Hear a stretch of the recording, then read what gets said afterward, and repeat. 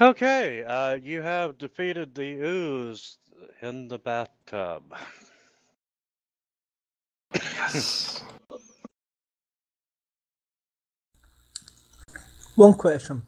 Do you guys know if I can use my favor to cast as a swift action, a Curry Light or Curry Series Wand? I mean, I think as long as it's targeting just yourself, the answer is yes. Okay.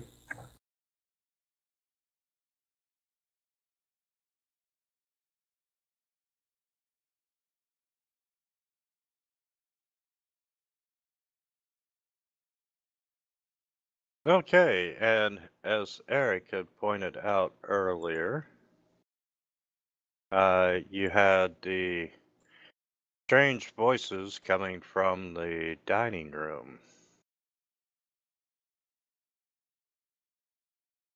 Alright, that's what I was thinking of when I said there was some shit in this room.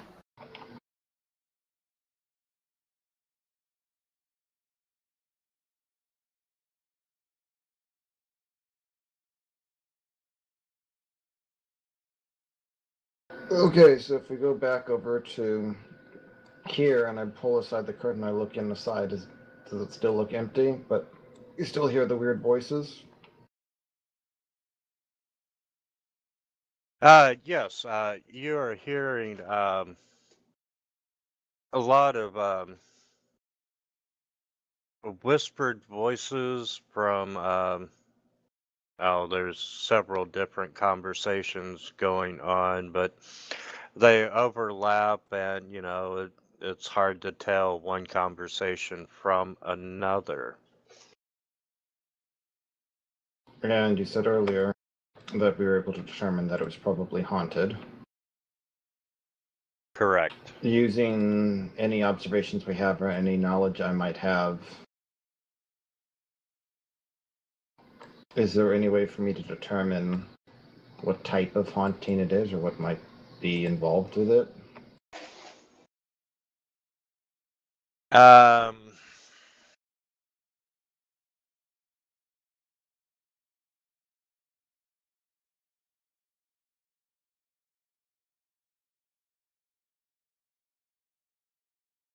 No, not at this time.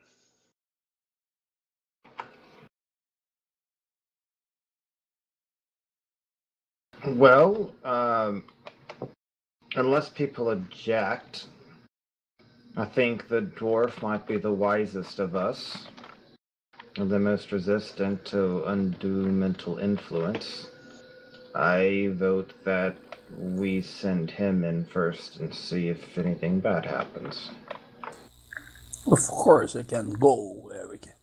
No problem with that. Wow, I'm not getting volunteered for once. That's a nice change of pace. Do we need to really enter this room? That's what I'm suggesting we do, yes, that you enter the room. Okay.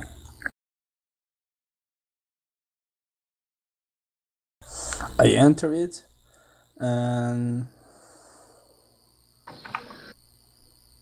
that's a lot of dice.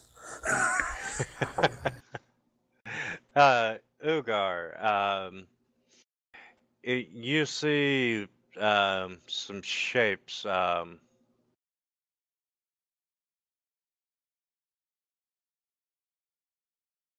moving about like ghostly forms over by the far table. Have they noticed me?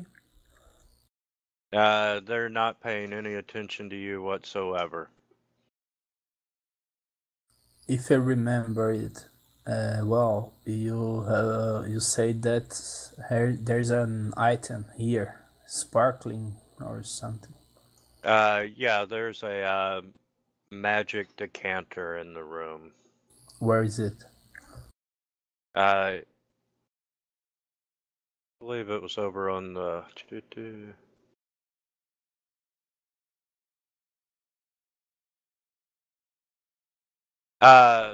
Yeah, the decanter is on one of the shelves in the room. in the cupboard over in the northwest corner. Okay, northwest. I will go there and I will see it. Anything different? You can see a couple of the shapes. They're starting to appear clearer to you. You see a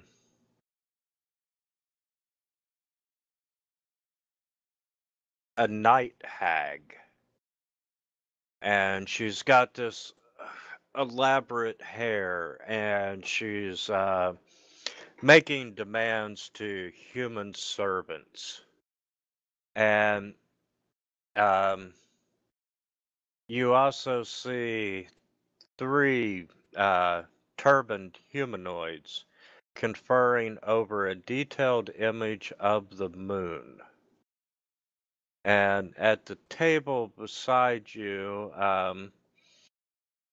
you see some hooded ghouls appear, and they are examining a human head that's been made out of terracotta.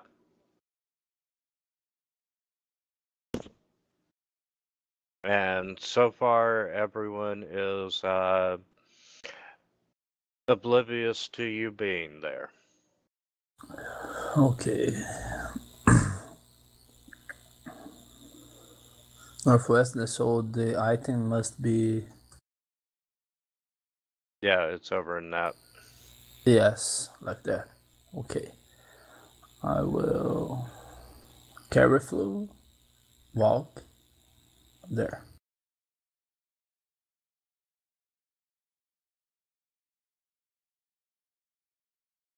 Okay, you're standing in front of this cupboard, and there's dishes and so forth, everything you would expect in the dining room, and there is this decanter that appears to contain water, or clear liquid at least. This way is clear to run? Is this way clear to run? You've got to move the curtain, but yes. I will move it slightly. And then I will take the cup and run through outside. Okay, you grab the decanter and you are outside of the room. Okay. So, were we able to see what he saw? Yes, Eric.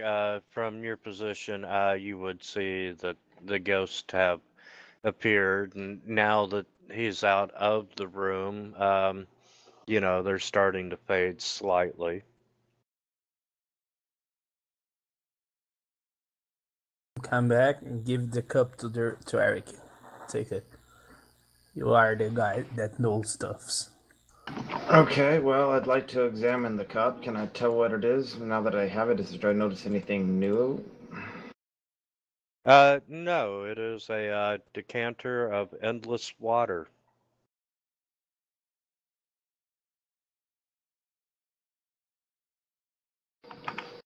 Okay. But despite me taking out of the room, it still hears the murmur voices in the background. Yes.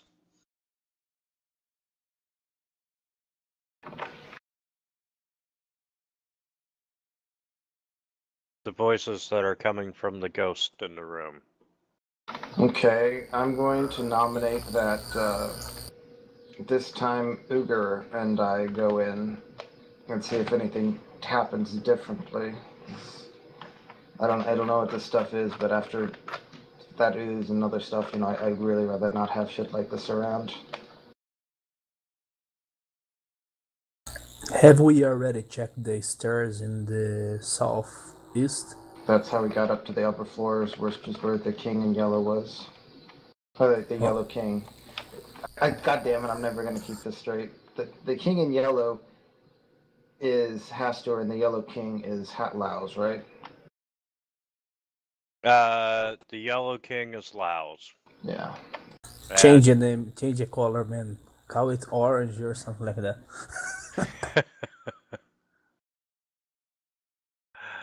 Okay. And you two are going to enter the room? I think so. Okay, let's go again.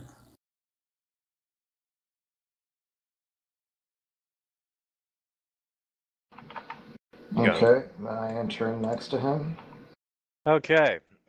Once again, as the ghostly forms start to become more detailed, you see a wealthy night hag. She's making demands to human servants. There's 3 turbaned humanoids conferring over a detailed image of the moon. And you see a group of hooded ghouls examining a human head made of terracotta. And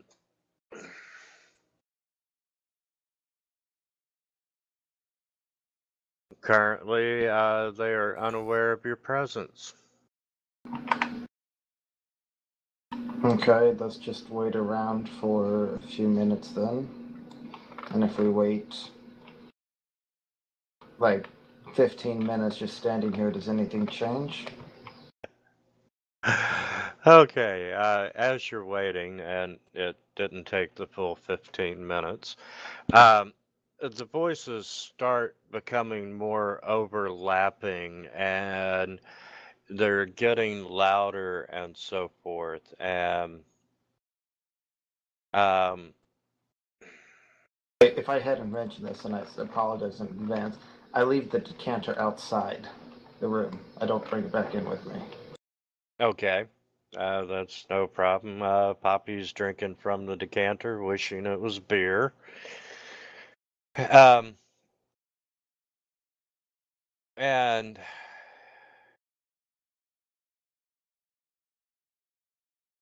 the voices are getting more intense and they're getting louder and louder. And I need you two to make a will save. Dun dun dun.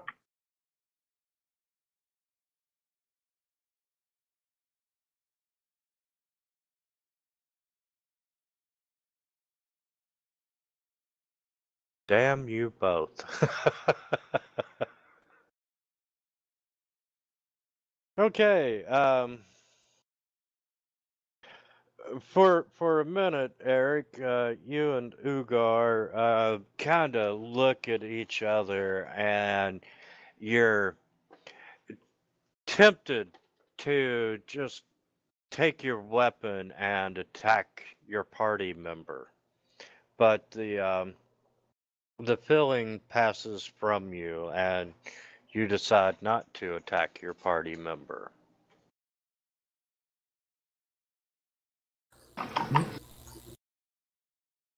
Okay, so in looking around this room, and I'll mention to Ugar, so did you just feel that? Yes, I feel it. I should live it.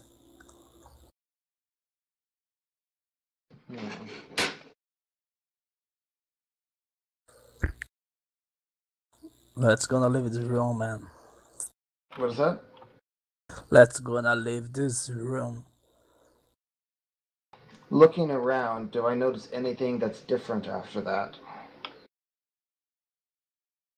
And is there anything about the entire room that catches my attention for any reason besides the people just talking like we've mentioned?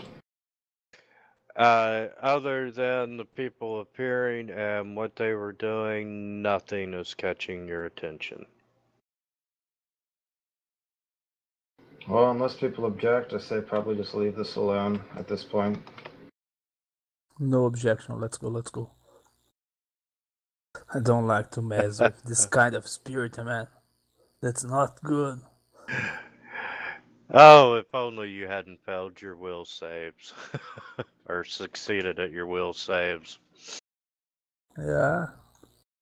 The when you were the only danger is actually being in this room a couple of rounds. And the will save, the noise that they're making is actually a song of discord.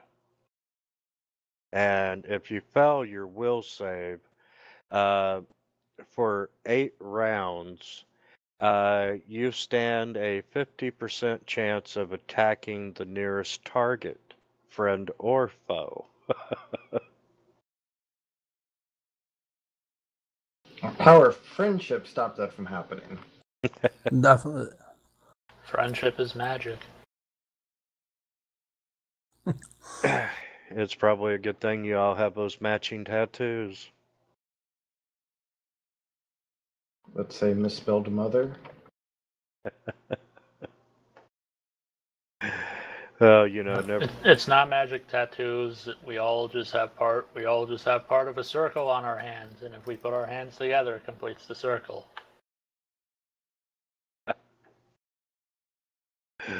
I love it. Okay, so that is pretty much it for you've explored all of the way station.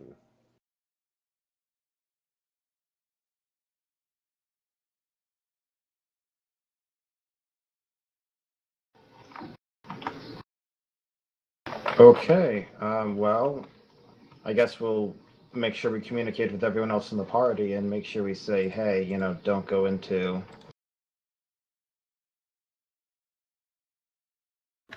They're going to do in that room, especially in a group.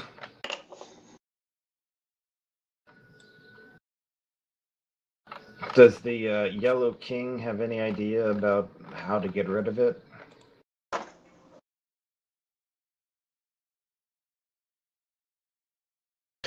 Um,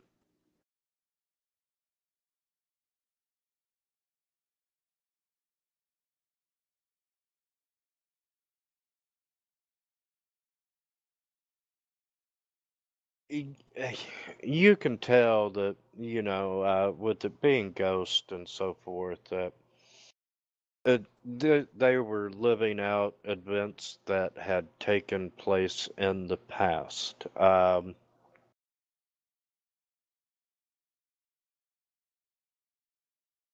And really, with previous experience and your knowledge rolls, you would have to hold a feast in that room. Or at least 20 people. Who writes this stuff? I mean, isn't the party supposed to have some way of figuring out the solution? Otherwise, what's the point? That was the solution. Well, no, I think what understand he's that saying though is like how would we actually figure that out? Like if you didn't have somebody who had can get 40 plus on a knowledge roll if they want, right? Which is not really typical. And a GM who's willing to just say, okay, here's how you do it. And apparently we need to get 20 people there for 6-hour periods and without them killing each other, even though they all have to make a will save every single turn or whatever. Yes, and during the feast, it needs to be 20 people for 6 hours in length, during which time no one raises a voice or a hand against one another. Yeah, that's never going to happen. It's ever. just stupid. Everything. I mean, whenever you write material, you have to give the party a way to figure it out, or why bother? Just put a ghost in there and have them kill the party. It's just, I don't know. It's just these adventure paths. That's one of my bones I have with them, is that they get a little too fancy for their own good sometimes. Anyway, I'll quit ranting. Well, with the haunt, how much are you actually going to know about the backstory in order to figure it out in the first place? I think what we're saying is that having a haunt like that with such a backstory is not kind of crazy to do, because no one's ever going to reasonably figure it out. Oh, well, let's talk about your ledger.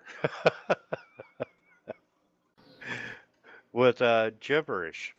It has no valid plot point whatsoever. Okay. And they go so far to talk about not why the new guy or what happened to the old guy, but the new guy was, he was illiterate, but he knew the importance of keeping records. So he just started, writing stuff down at random. Okay, guys, this is called a red herring, and they are things that exist, like, everywhere. So, yeah. So I think we made a major sacrifice to set this up, though. That's true. I live by Seattle. I can drive down to Paizo and beat the shit out of somebody if that'll help. And he'll probably tell you through his swollen teeth, this is called a red herring. These are things that exist. I know it's a red herring.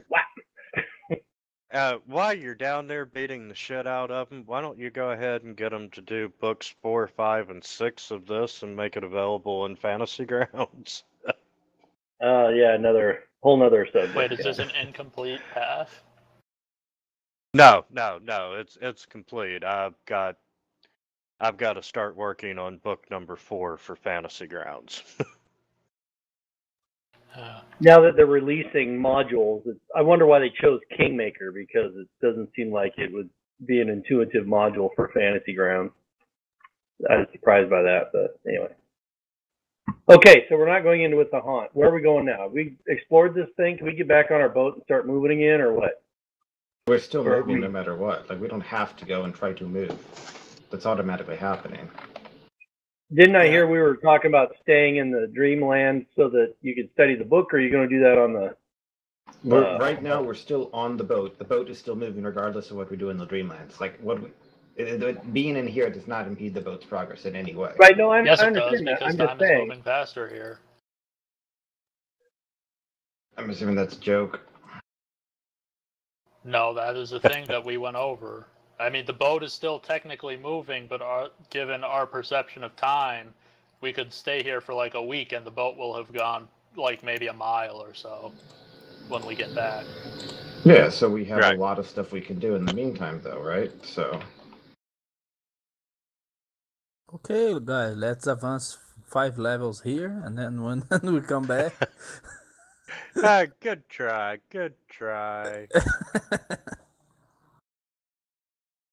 Yeah, so we have research to do now. Yeah, so can I start looking in the Aklo book, which good thing I already know how to speak Aklo in the first place. Of course you do. So does anyone want to go after, assuming that I managed to figure out what the list is, does anyone have a preference on what we go after first? No. Not really. Feel free to choose. Yeah, I don't have an opinion on it. No, I was fuzzy about that. The list of stuff, these are items we need to give to the Mad Poet. Is that right? Right. But I don't remember hearing where we find these things. Is it just we don't know until we do the research? Okay, yeah. So we have to do the research to figure out where these items are. All the books that you got in the last adventure from Count Laus's libraries and so forth, they contain all the clues that you need to get where you're going. Okay, so that's Law's book stash in the list of stuff, right? Okay, now I'm caught up.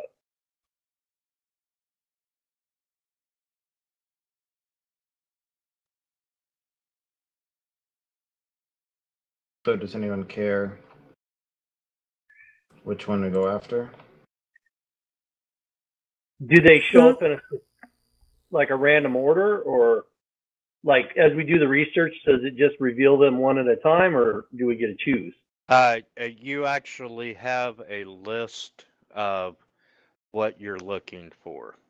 Well, no, I know we have a list, but I'm saying as we plow through these books, can we look at, does one say how to get to this Count Signet ring? Can we choose that, or do we just start doing research and then it'll be like, hey, the Skull of Ghoul royalty, I just figured out where that's at and we can go do it? Some of the books, you can tell just by the titles. Well, hell. All these I'm on a are level with you. Hearing "well, hell" does not instill confidence. Let's see. all these are items that we have to find, but do we know where? Um,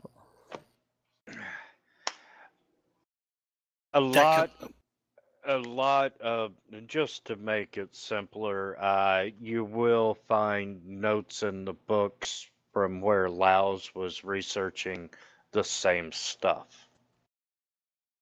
So, Well, here's a thought.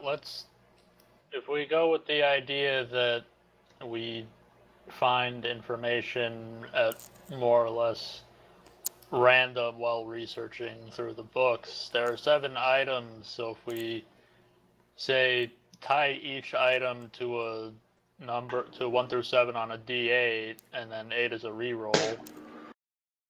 Roll it. Let the dice sing. Or we could find out where all of them are, then try to go after the one that's geographically closest and work our way from there. they're all in the dreamland, so technically you need to wake up because you got to go back to sleep performing the ritual. And when you're performing it, the person that starts the ritual thinks about where in the dreamlands you want to go, and when you wake up, you're there. Okay, so geography has nothing to do with it then. All right. Correct. Now, on the flip side, in the material world, you're stuck on a boat for 60 days doing like 1,200 miles. Oh, should go back and eat something. I'm already hungry. So, Poppy, you want to roll? Oh, if I can remember which one of these stupid things is a D8, because I did so well with that last time.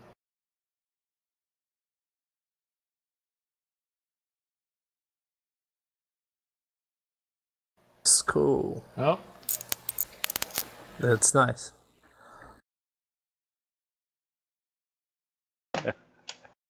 yeah, somebody found information on the Skull of Ghoul royalty. Okay.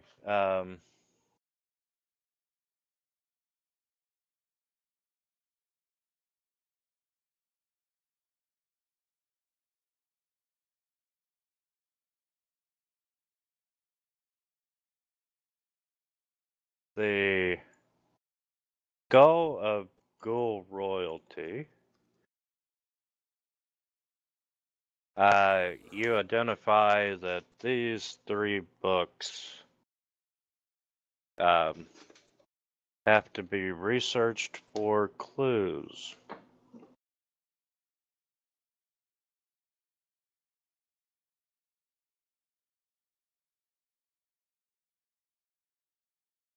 Let's see, you already...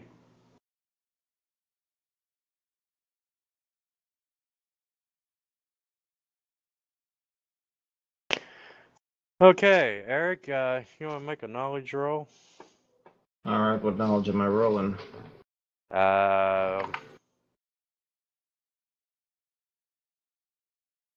Let's start with knowledge dungeoneering. Okay. I'll go ahead and keep burning the book's charges for right now, so that gives me... it's the second one from the Book of the Lore Master. So I get a 44, is that right? Holy shit. Why do I take 10 skill knowledge twice? I don't think I applied that to myself.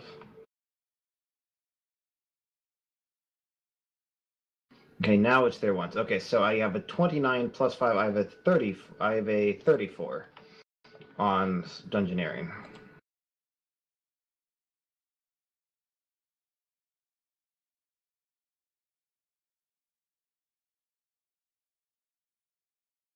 Okay,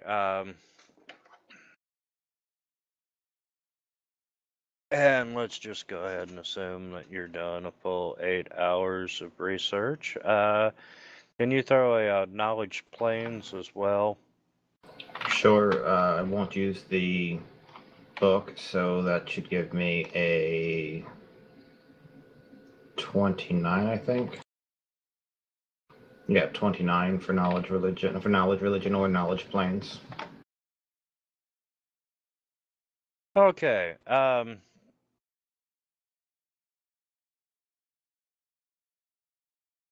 Okay. Part of the section that you're reading concerns the Dread Plateau of Ling, and that is Leng.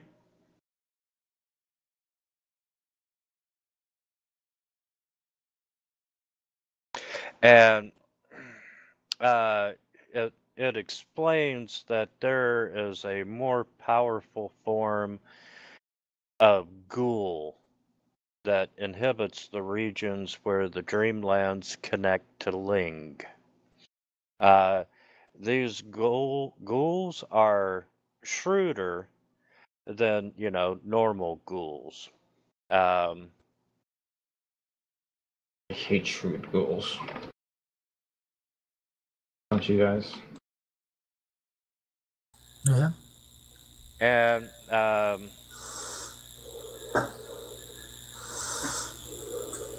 there's not a whole lot of difference. And you find a section concerning extraplanar undead. And it talks about the ghouls of the dreamlands are far more social, though they're no less wicked than, their kin in the real world. They have very rich histories and large communities that are led by royalty.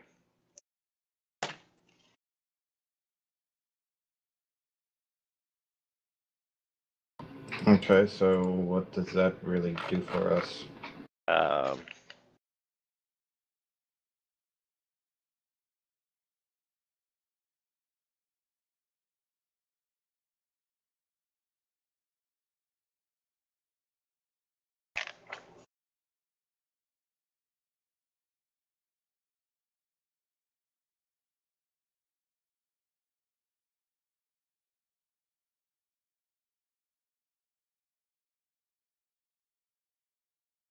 And give me just a second.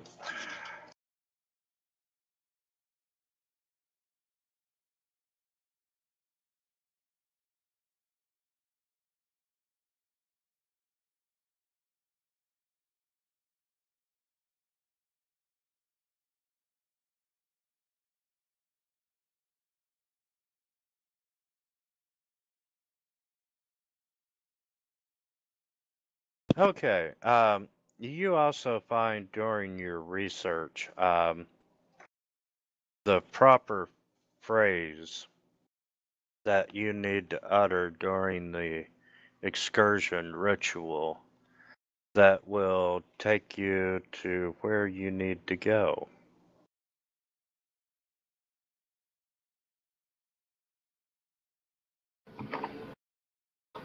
Okay.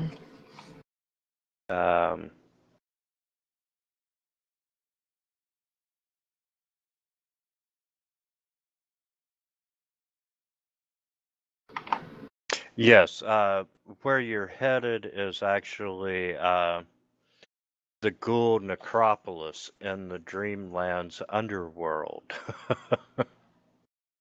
That sounds foreboding.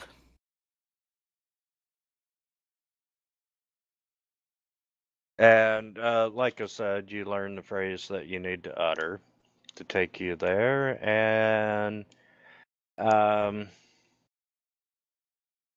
that is apologize if I missed this. So we know the phrase we need to get there. We know that these ghouls are apparently very social and apparently not as. Are they any less evil, or are they just more sociable? they're more social, just as evil. Do we know what exactly the Skull of Ghoul royalty is, or why they might be willing to give it up to us?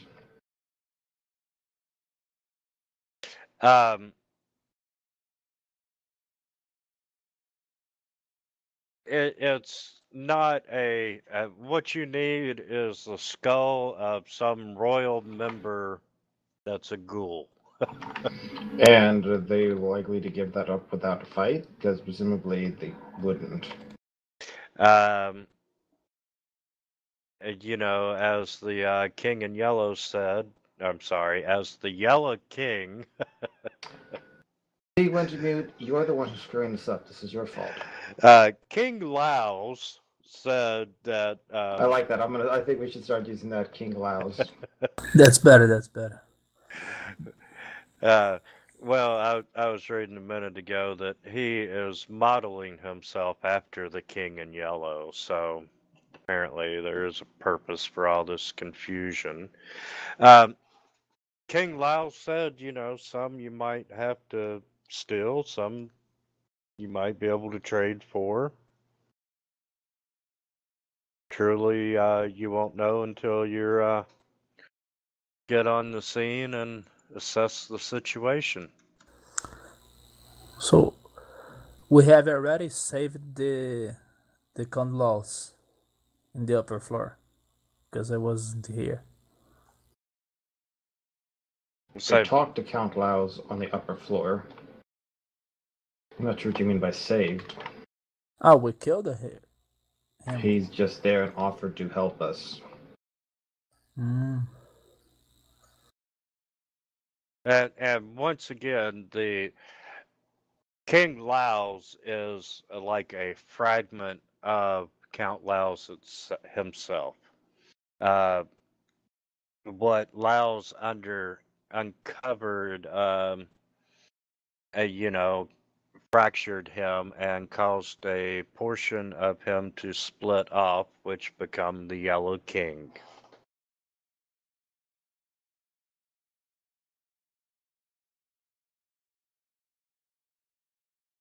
So you have to wonder what horrors you are going to uncover. It's okay, we already lost our memory.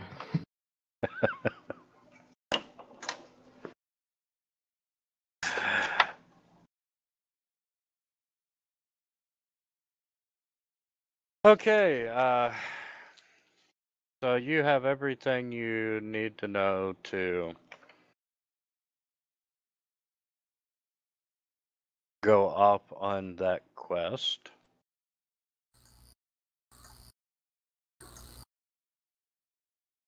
And as I said, you actually have to wake up and wait for the next evening in order to go back into a different section of the Dreamlands.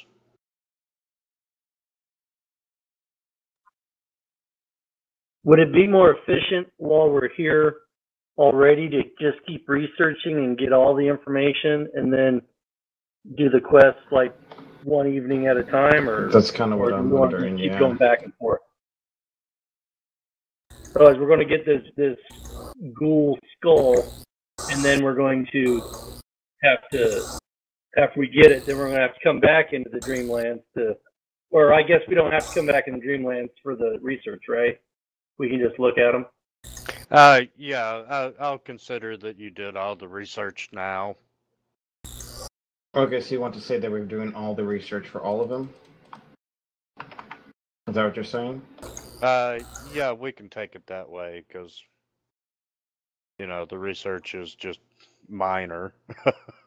Otherwise, we're going to do a lot of role-playing time, reading books.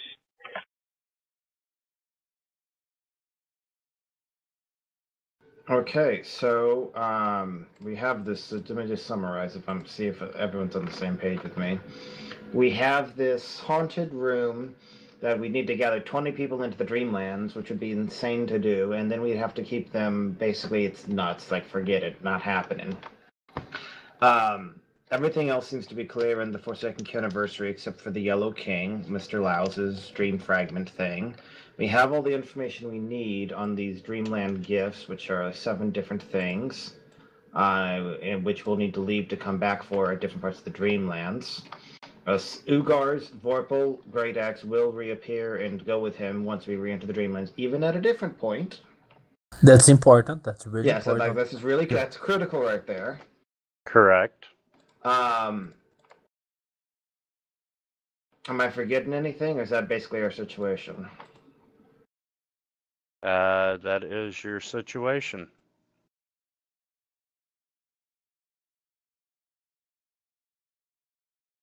Okay. Well, I guess in that case, if we need to leave to do anything else, we probably might as well leave then, unless somebody else has a better idea. Yeah, I think we should leave, rest, to regain our forces, and then let's go. Sounds good. Okay, so do we need to do any kind of special checks or tricks to make sure we actually successfully leave the Dreamlands at this point?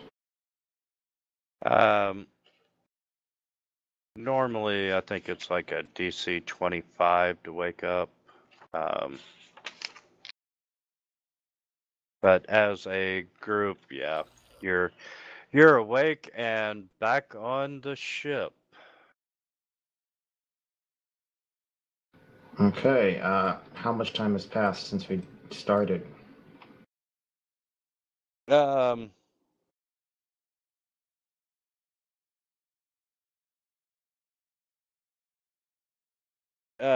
It's becoming day. Okay. Does the captain ask us anything? And I'm just sharing the map for shits and giggles. She's like, you all were out for quite a while. Are you okay? Just some weird things in the dream world. The dream world, what's that? It's something we are having to do at some nights to make sure we're ready once we get to where we're going. Oh, okay. None of my business. Let me put it this way. Apparently, delving into some stuff along these lines destroyed part of Count Lau's psyche, which is a similar way to apparently the way that we lost some of our memories. So it's probably better for you if you don't know more. I like that idea.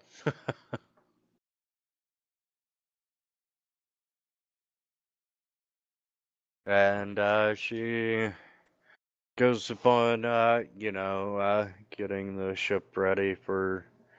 At night, you do dock the ship in whatever safe harbor you can find. You'd rather not, risk running aground or running into worse at night on the river.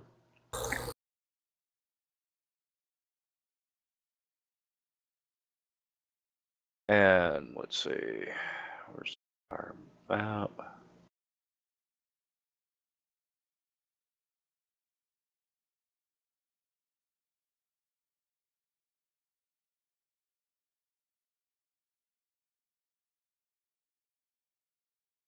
And for the new guy, the ship you're on sets sail from the T at the top of the map, which was Thrushmore, and S is the ship that you're on. And you're headed down to Casimir at the bottom of the map. All right, so inland navigation. Absolutely. And like I said, it's roughly 2 months, 1,200 miles. And at one point in time through the fog, they did see another ship behind them that may have let creatures loose to attack the ship. And then the ship. Mayhap, he says. Trying to think of what those were. Venus, I think, is what they were. Yeah. They released a couple of these monsters out after the ship. of which the Those are party beautiful. successfully defended. Of course we did, sir. What happens if we are attacked in the physical world while we are in the dreamland? You're kind of screwed. You would probably know that something is wrong, and if you make your will save, you could force yourself to wake up then. Mm-hmm. Don't you guys think we should perform the ritual to the dreamlands in the daytime? You can't. Could- It can only be done at night. Mm. I mean, otherwise that would be a brilliant idea. But the sun is starting to peek over the trees. It's gonna be a beautiful day for selling and For selling, huh? selling on the selling. So, um, if you would like, we can go ahead and give an overnight rest and fast forward to the nighttime. Yes, I will only Okay. change some spells.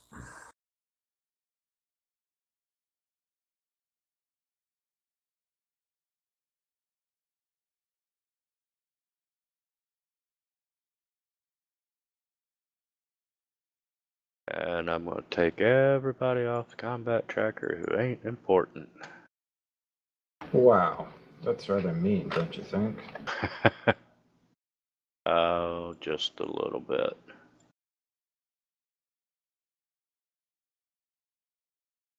Okay.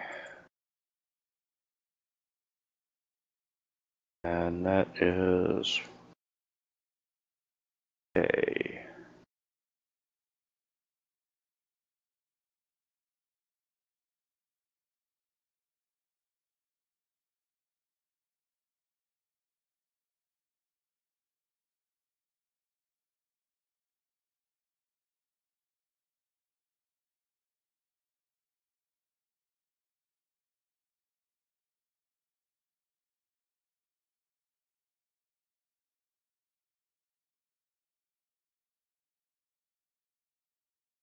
And while Ugar is swapping out his spells for the day, you all sit around the circle. It's nighttime now. You all sit around in a circle and you start passing this golden staircase around. And Eric starts the enchantment and runs his fingers down all 70 stairs, and he passes it to the next one, and in turn you all run your fingers down and keep passing the staircase around and round and round. And every time it comes back to you, it feels a little bit bigger and a little bit heavier. And toward the end of the ritual, it comes back around to Eric, and Eric says the phrase that you learned from your research and drops the staircase on the floor of the ship, and the stairwell appears going down, just like last time.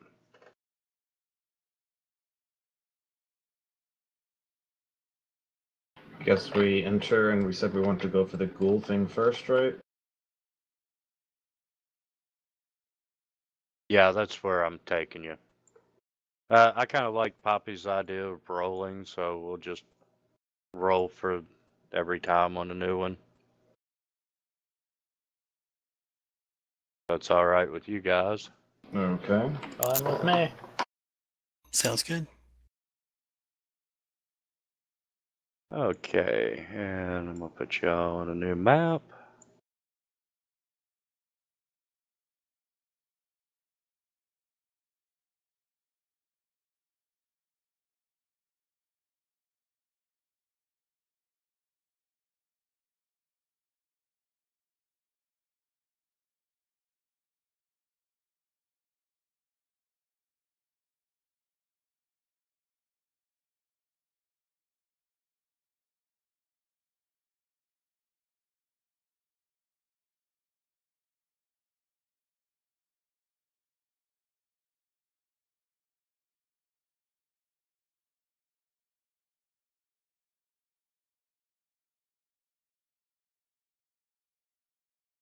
Okay.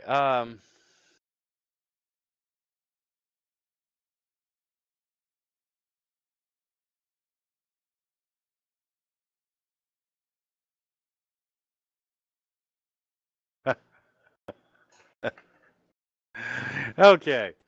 As you exit the stairwell and enter the Dreamlands, um, you find yourself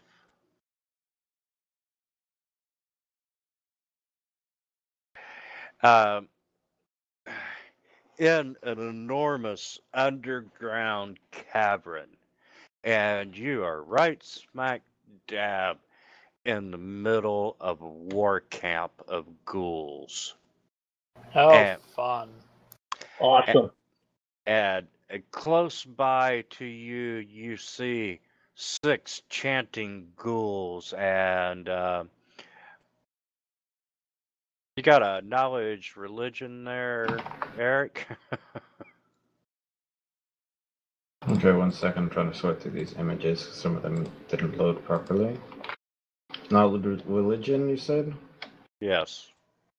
Okay, I'm gonna add 5 to this, so that gives me 32.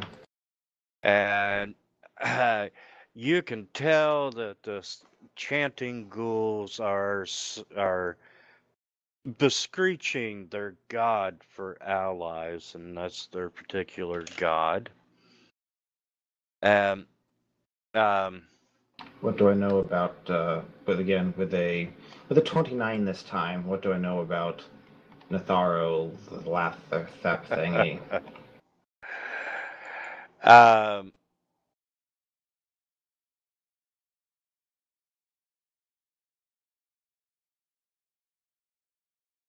okay, it is one of the outer gods of the dark tapestry, and this god takes on thousands of forms, each having its own cult symbol and favored weapon. As far as Galeran is concerned, it's known as the Black Pharaoh and the Haunter of the Dark, a bat-like entity with a tri-lobed burning eye.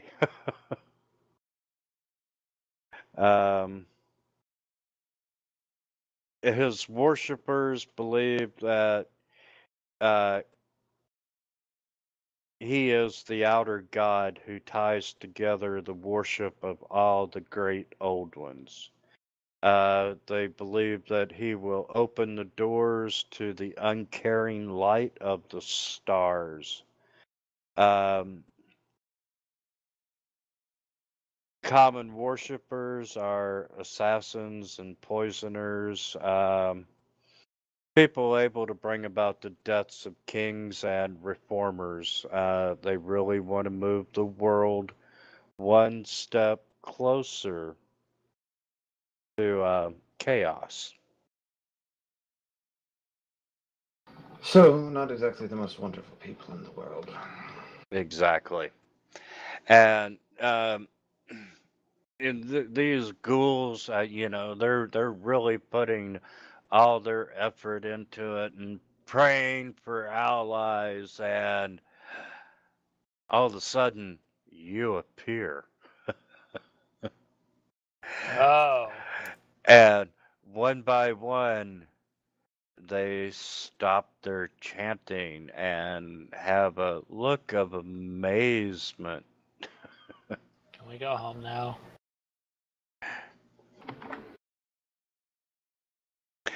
And What kind of numbers are we talking here? Are there like thousands of ghouls, hundreds, tens, a few? let's say dozens. Okay. Just looking at them, can I tell, do they look like normal types of ghouls that we're used to seeing, or is there anything strange about them?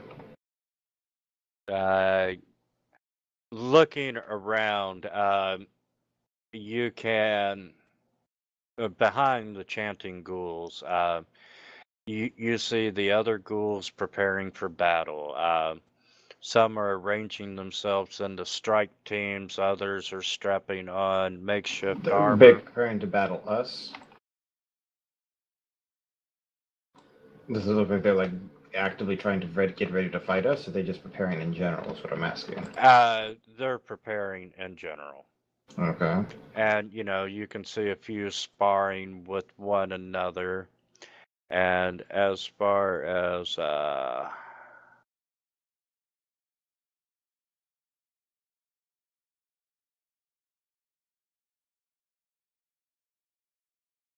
I'm not sure what color ghouls are normally.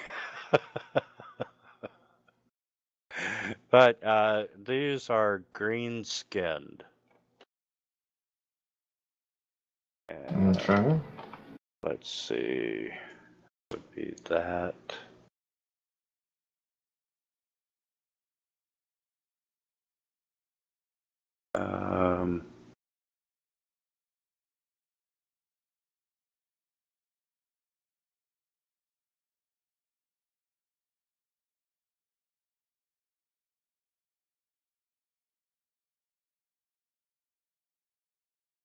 You can tell a slight difference in them versus other ghouls, but nothing that matters to the story. Okay. And the ghoul priests were, who are silent, starts muttering amongst themselves, and then they start chanting that their God has answered their prayers and so forth, and they're making all kinds of racket now. And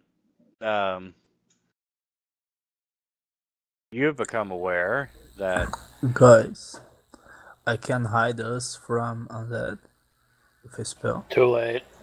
Way too late. This might actually work out. Good well job, for us. Leo. you notice that members of the war party are they're drawn to the noise and so forth, and are starting to become aware that there's 5 strangers standing up in their midst, and the priest is going crazy saying, God answers prayers, God answers prayers, we're saved. And everyone is looking at you, and you're looking at everyone. I'll say, why have you called us? Nice. Smart.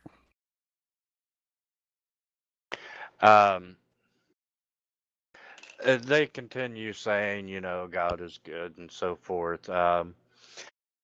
And you see this green-skinned ghoul push through the chanting crowds, and as he's approaching you, you can tell that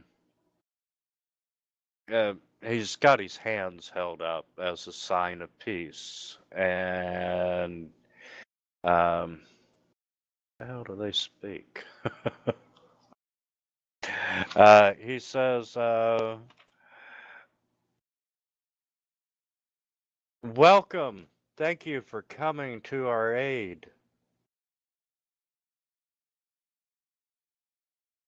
I just look at him expectantly.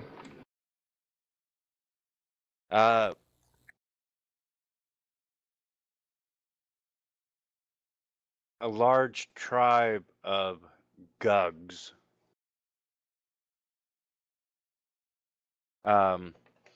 currently occupies an underground necropolis that we once inhabited.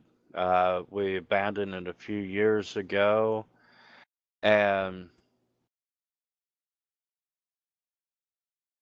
when we left, the Gugs moved in.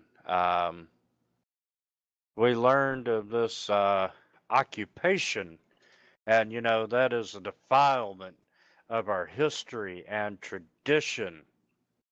So we called upon you all for help, because I don't think our band is big enough to defeat all of them.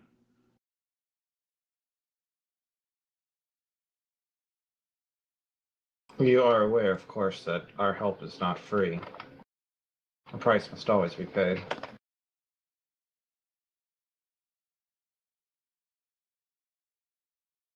Um,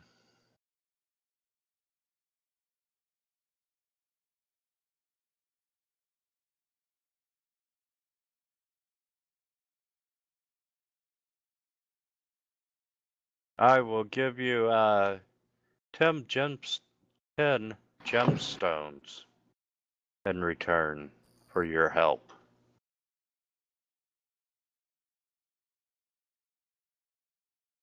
You think to appease us with just petty trifles? We need actual sacrifice. Try again.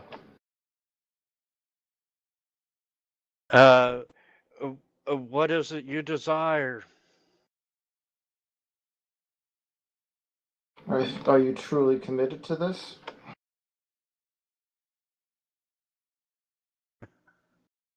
Of course we are.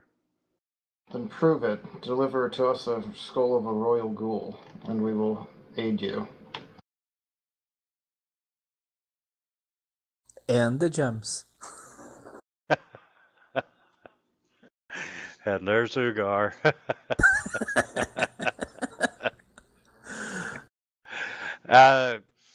He looks shocked, and then a little puzzled, and he's like,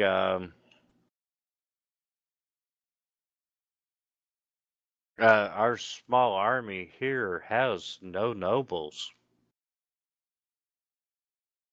However, the Plaza of Bones contains the mausoleum of Scaricum Boast, and he was a ghoul prince destroyed many decades ago. The mausoleum would most likely contain his skull.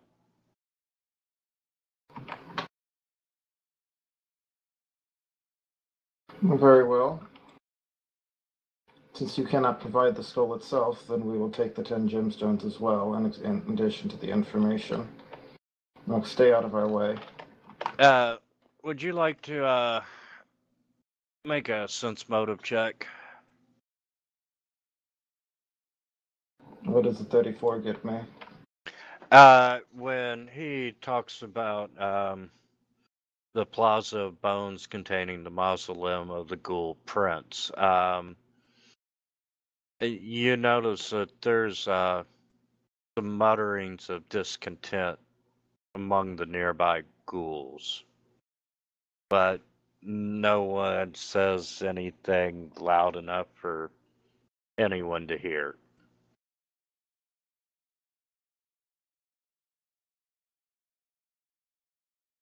And he's like, the gemstones, and you take the skull for your help. Is that right? Yes.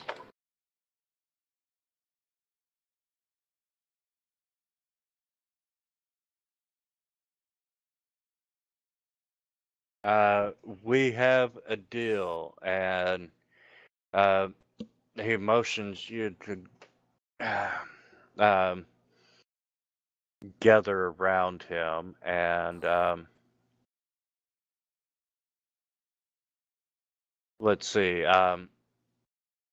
He's specifically, he needs you to target a central checkpoint in the necropolis, which, just so happens to be the Plaza of Bones. Wow, it just so happens. Yeah, he thinks that the plaza is likely to be lightly guarded, but it has strategic significance in the overall battle.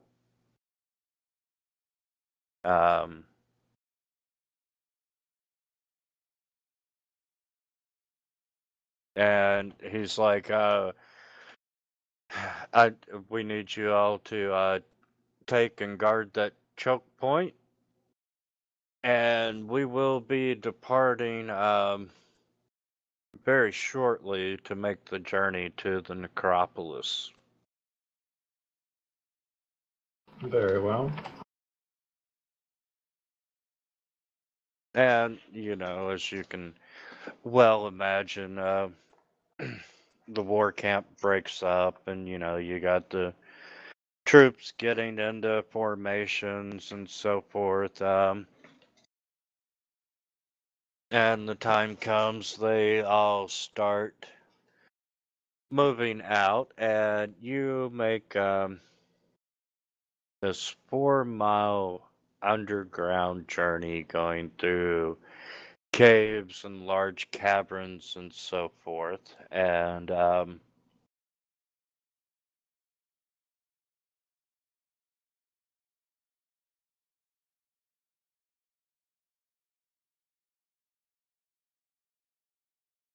as you get closer to the necropolis, you see the ghouls breaking apart into smaller strike teams I that thought you were were going to say breaking apart into smaller ghouls. I'm like, okay.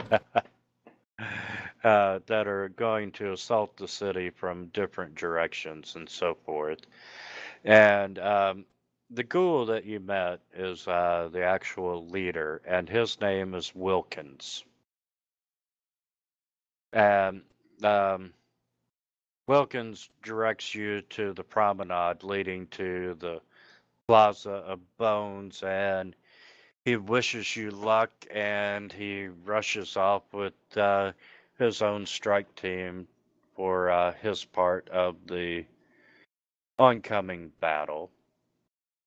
And um, as you approach the promenade, you can hear the sounds of frightened shouting and vicious fighting coming from different directions throughout the caves and so forth. You can tell that the battle has indeed begun. And now we're on the map.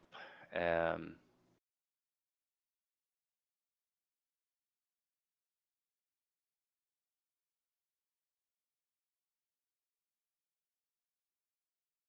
you are underground and on your own now, so who has light?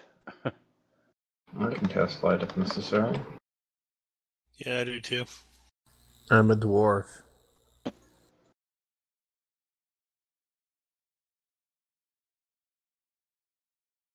And I'm pretty sure I have at least low light vision. I do have low light vision.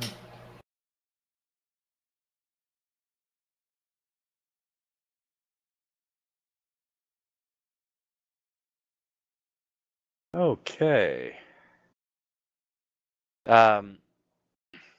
You're standing outside the promenade. It is 30 feet wide, 20 feet high.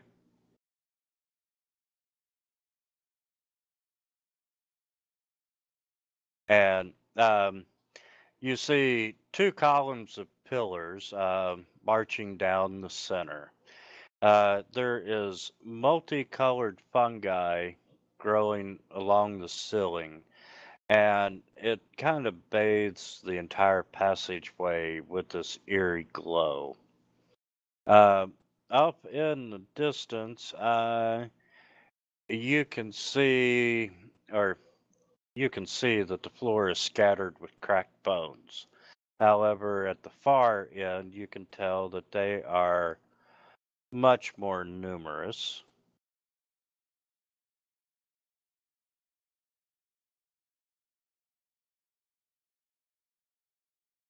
And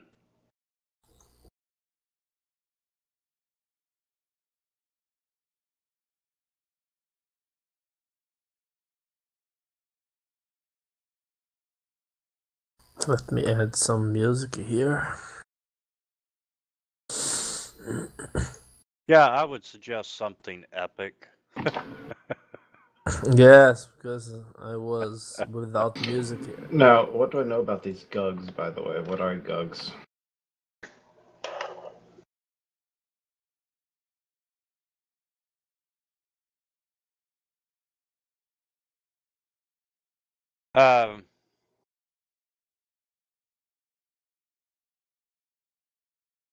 Gugs are a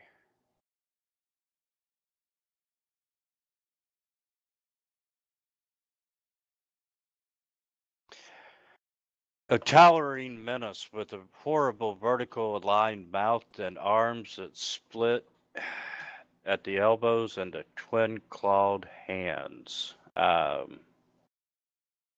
are a large aberration.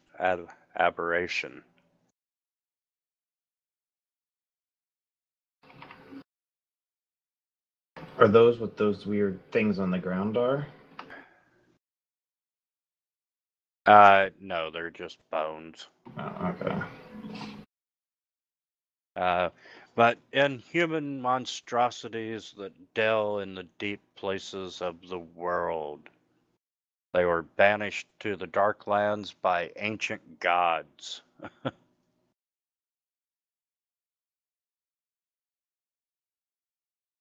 Okay, what do you want to do? Is there any way I can turn this into Send in the Gnome?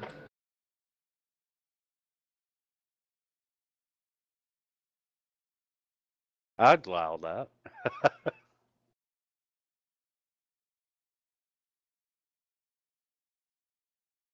I can go with her.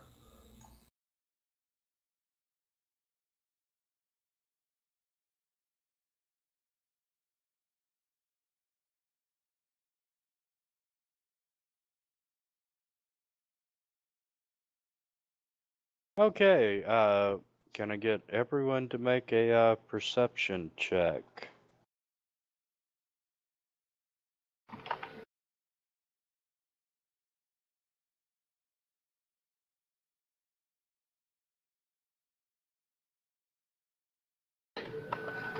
Okay, Sith.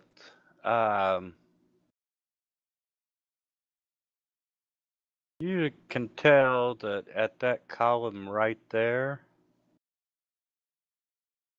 that something is camouflaged. That column is not really what it appears to be. Okay, that looks like 10, 20, about 30 feet away.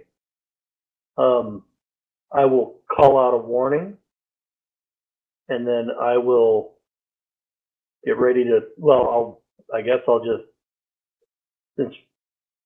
Do I know what a gug looks like? I mean, I know you sent the. Presumably, I would have tried to describe at least some of this to them, right? I'm sorry. If I can identify it as a gug or whatever, I'll move and throw a bomb at it. Let's see. You wanna? What knowledge do you need for a construct? I have knowledge arcana. Would be Arcana, actually, yes. Yep. Roll it. Yes. Or engineer, I think also. It's a good. Engineering would be for like androids type stuff. Yeah. Are you sure you want to know?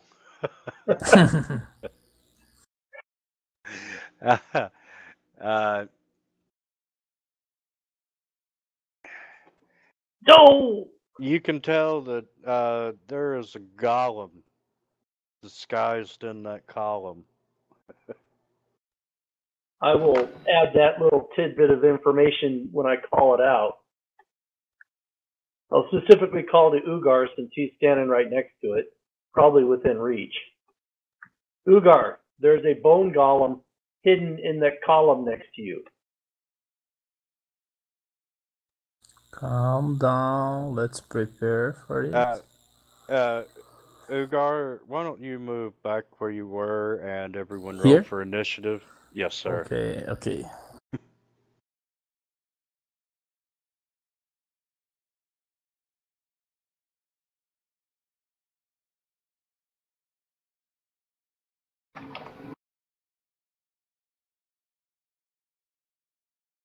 It's very fast bone golem, apparently. Say what? Very fast bone golem, apparently.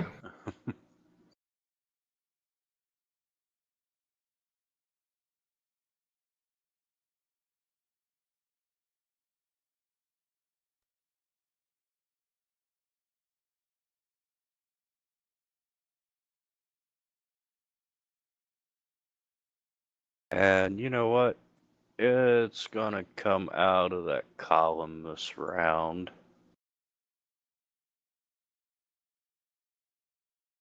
And Eric, you are up, sir.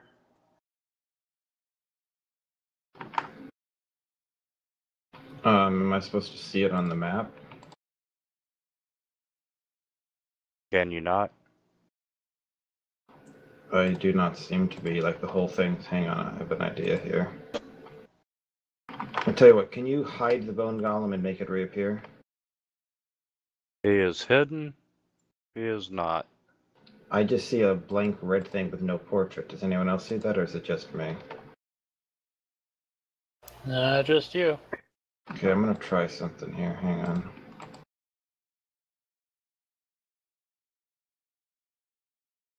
Okay, can you hide it again and make it reappear again?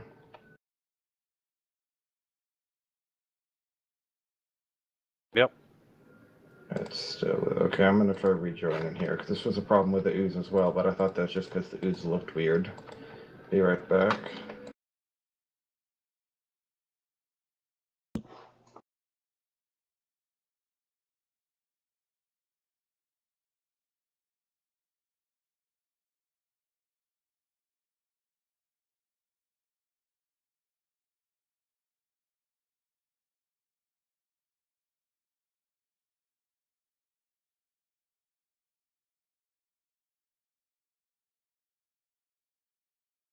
There we go. It's fixed now. Hip hip hurrah.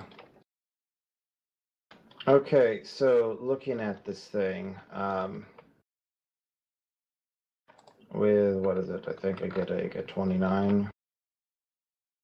Sorry, with the 27 about constructs type stuff. What do I know about a bone golem? DR5, adamantine, and bludgeoning.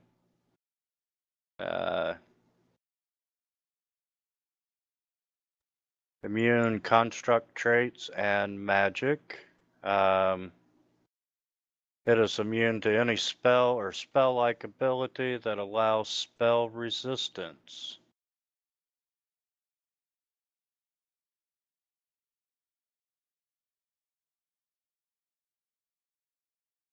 Okay. You do know that magical effects that heal living creatures will slow a bone golem, such as the slow spell for 1 to 4 rounds. A magical attack that deals negative energy breaks the slow effect, and it heals 1 point of damage for every 3 of damage that the attack would otherwise deal. If the healing causes the gnome to exceed its full normal hit points, it gains the excess as temporary hit points. But this is only if we're trying to do negative energy damage, right? Right. Okay. Correct.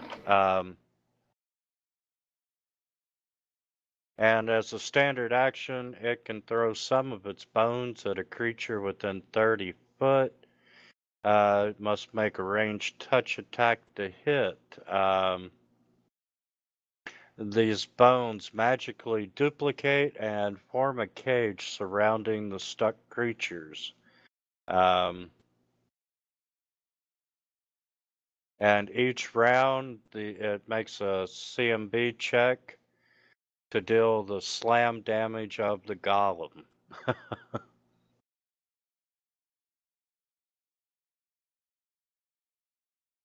Didn't I?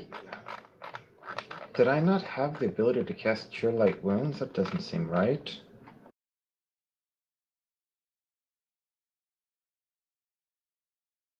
Thought I had Cure Light Wounds. I recall casting it on myself. You remember that? Against the stupid animate dream?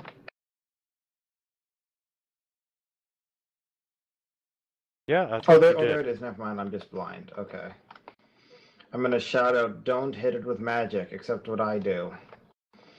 I'd like to cast Cure Light Wounds, then move forward and try to do a touch attack against it. Now, it does have reach. Just saying. Okay, I am going to move forward and try to do a touch attack against it, which does not trigger an attack of opportunity going that route. And I do have weapon finesse. I'm assuming if I have weapon finesse, I can use my dex for my touch attacks, right? I think you can.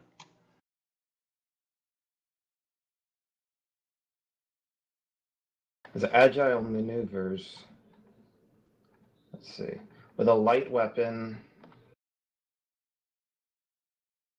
So an unarmed attack is considered a light weapon. So yes, that works. Okay. So I am going to go ahead and say that my melee. It's a melee touch attack, though, isn't it? Is this set up to even do that? It's kind of not. Sorry, I was not expecting I'd have to use Cure Light Wounds as an offensive touch attack. I'm sorry. Did not see that one coming.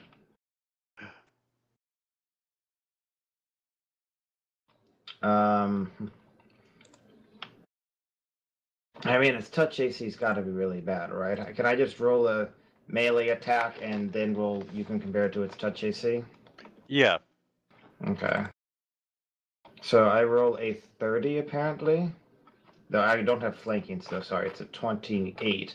I'm assuming a 28 hits this golem. Am I right? With a touch attack, you made the attack with just your bonus. Well, there you go. Okay. So then I touch it, apparently, and let's see. Come on, good roll. And it gets slowed for 4 rounds.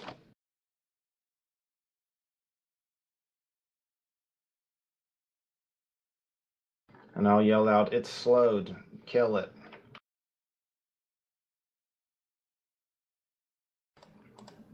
Do you want me to put a slow effect on it, or are you able to do that? I was just looking to see what the slow effect It's did. not a condition. It staggers them, and it's also -1 AB, -1 AC, -1 reflex. Tell you what, I'm going to put slow in my level 3 thing from Barnaby's spellbook with a note that don't have it known. And then I should be able to apply the effect. Okay. Thank you, sir. So I'm clear. We're not supposed to hit it with anything magic. Do my bombs count as magic? No, they're supernatural abilities, not magical abilities. Does a +1 weapon count as magic? No. Basically, anything that allows spell resistance is bad. If it doesn't allow spell resistance, it's fine. Yeah, so I can throw. Okay. Blaze of Fire. What is what, sir? Blast of Fire. That adds a fire damage to my Oh, roll. if it's no, unless you're actually trying to cast something on it that gives it spell resistance save, you're fine. Okay. Okay, so it's set to 4 rounds. Would it have, I wonder if acid affects it. it does. Acid and Conjuration typically are no spell resistance. Okay, so Sith, it is now. What are you going to do? Well, I will do that. If I manage to hit it, you're not targeting it, so it's not doing any of that. Oh, did I not? Oh, I thought I. Hold on. Okay, it deals the 19 damage, and Wintermute, you just want to get the 1 damage over with and just apply it to it right now. Yeah. Okay, it took the extra 1 damage. And I had to move to there to do all, or no, not there. Wait, there. now it actually just applied the actual effect to it, but not the damage. Okay, whatever. It all worked. Okay, I'm not pushing any more buttons. Yep, pretty much.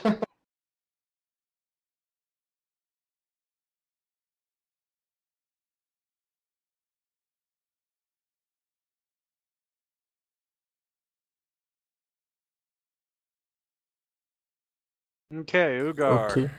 I'll apply Sacred Armor, that's swift action.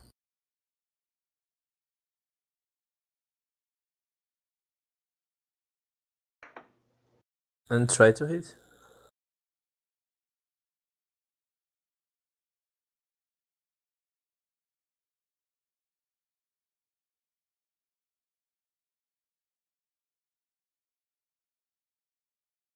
I also would have probably said something like try to hit it hard or whatever, but I wouldn't have made it much of an emphasis. I might not even bother to say anything. I use the power attack, but that's it.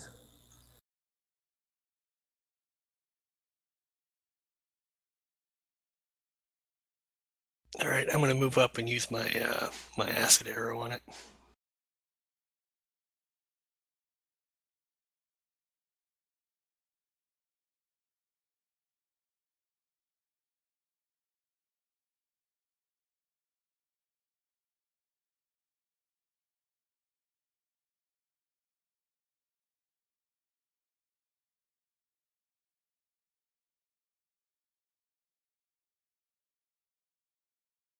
That was kind of sad. Oh no, I kind of liked it. Alright, stupid question that I'm sure I've asked 100,000 times already. Can I still make a full attack if I take a 5-foot step? Yep. Okay.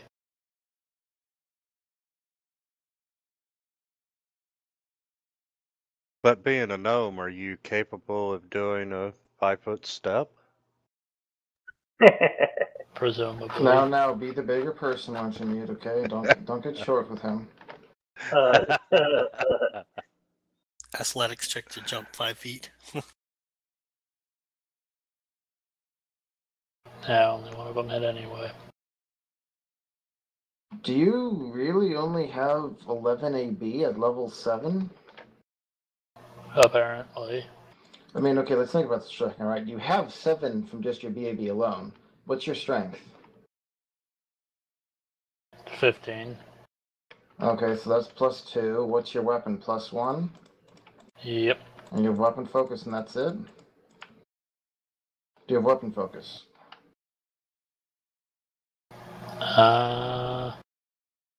Yep. Okay. Did you build weapon focus into your weapon? Because you're also small, which should add 1 AB, so you should be at least 12 here. I think I did. How much of a bonus when you go to your weapon? It's a plus 1 weapon, right? So right now it should have 2 to the attack bonus and 1 to the damage bonus. Is that what you have? Well, 3 if you throw in weapon specialization. Should be 2 and 3. Yep. On your combat tab, did you put in a size bonus anywhere? Yep. But my wait.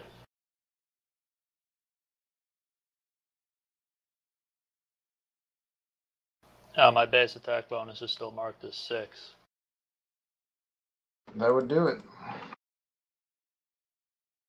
And I still probably didn't hit the stupid thing. An 8 probably doesn't count, but still, just warding stuff off in the future.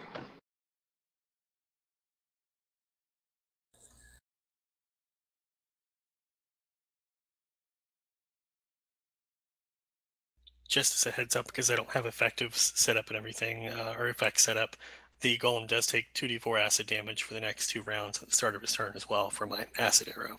Just do the acid arrow on him again. Yeah, that's what I'll do. And you should, yeah, okay. Little bit adds up. What's it going to do?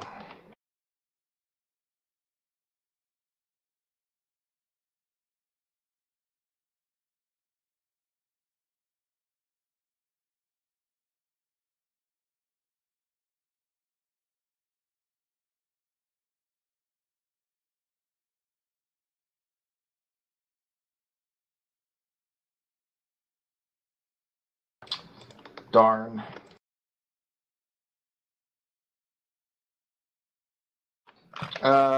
Since it's still only muted, let's see. I'm gonna go ahead and inspire courage and say, "Strike at the vile foe, comrades." And then, since that's only a move action, I will take a 5-foot step there, and yeah, and I will try to stab it successfully. All right, Sith, what are you going to do? Bomb, bomb, bomb, bomb, bomb, bomb, bomb, bomb, bomb, bomb, bomb.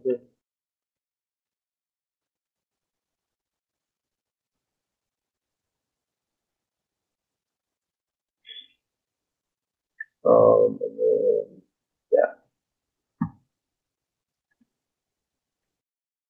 That was a good hit. Yeah. Okay, 5 Doctor, step. got it come? No, I'm flanking.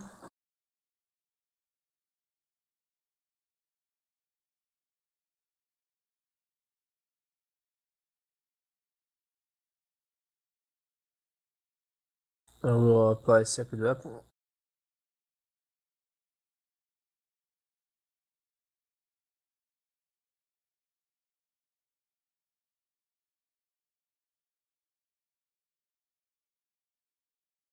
Almost, Vorpal.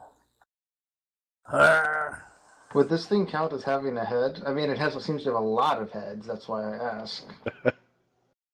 Are you not doing Furious Focus? I forget the Furious Focus. Oh well. That's it.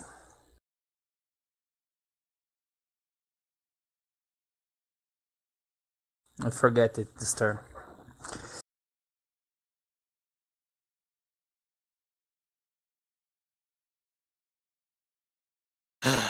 That sucked.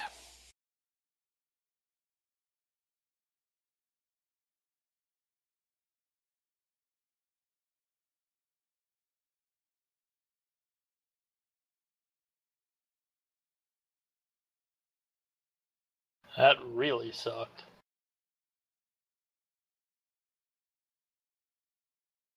Takes another 2d4.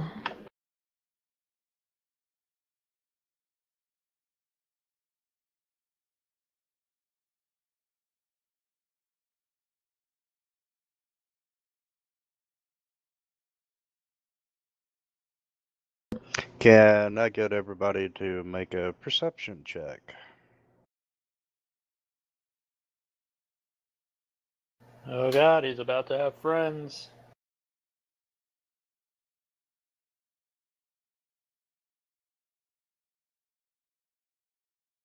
Okay, around the base of the back two columns and the piles of bones, and you know, we're talking a good 3 to 5 feet, 6 feet, 7 feet piles of bones in places. You see two of these creatures slither out Nice. of the bones.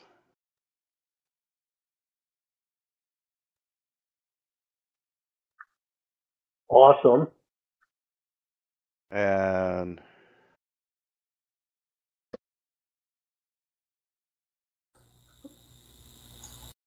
I've already used this creature in my campaigns against my players.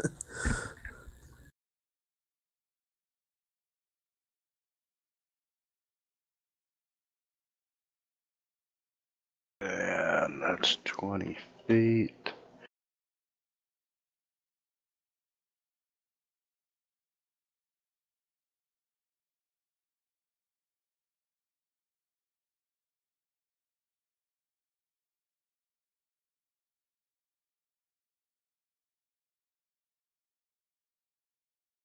Okay,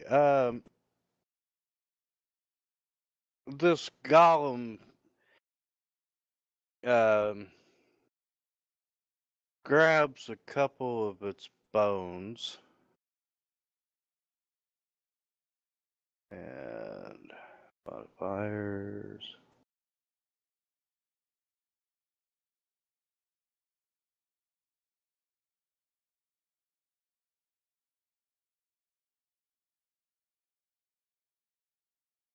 And it throws them at Sith, and let's see. What? No, he doesn't. Does that provoke an attack of opportunity? Come on, Ugar. He's Fine. using ranged weapon in melee. He should take an opportunity. Yeah, I'll Ugar, if you want to. Oh, I definitely want. You can still Furious Focus at this point. You can activate Power Attack at it before any given attack. It just has to stay until next turn once you activate it. Okay, I can only activate the power attack in the start of my turn. No, you can activate it at any point during your turn. But once you do activate it, it has to stay on. You can't turn it off. Okay. Okay.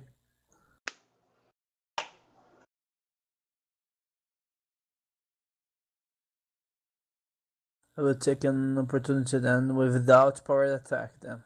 Without or with? I would like with. Can I activate? Yes, you can. But with Furious or without it? I don't think Furious Focus applies. Let me check. You do not suffer power attacks penalty and melee attack rolls on the first attack you make each turn. Since you've taken an attack, you can no longer use Furious Focus, but you can still use power attack. Okay.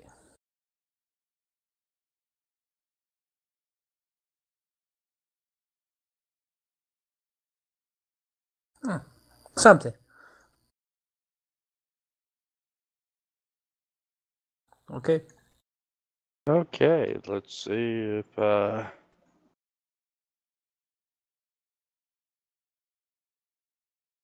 he hits stuff.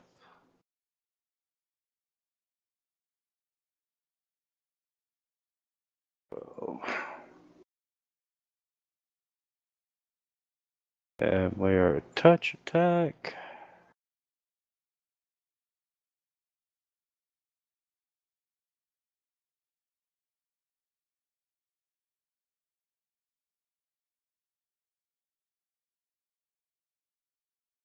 And he throws wide and the bones miss you. That's awesome.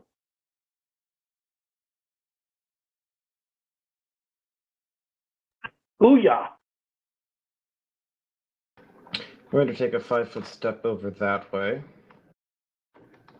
Now I am flanking, so I can activate that. I'm going to let my Bard Song lapse.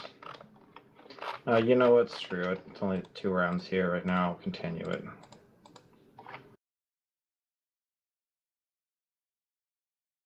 It's targeting everyone.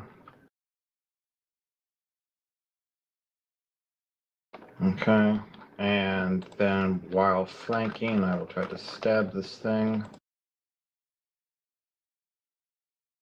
Apparently managed to hit even with that.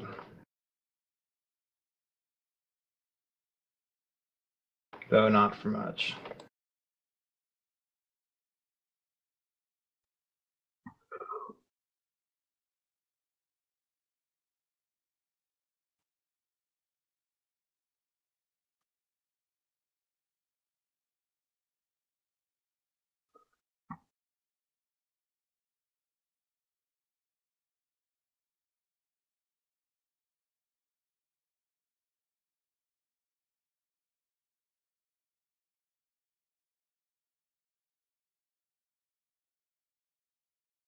Okay, he moves down.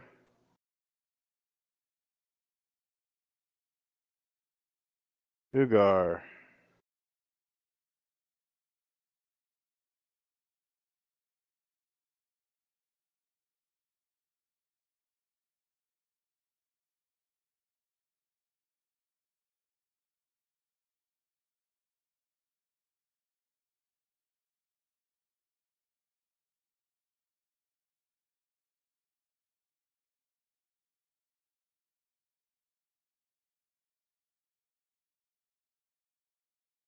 That's And the golem collapses to the ground.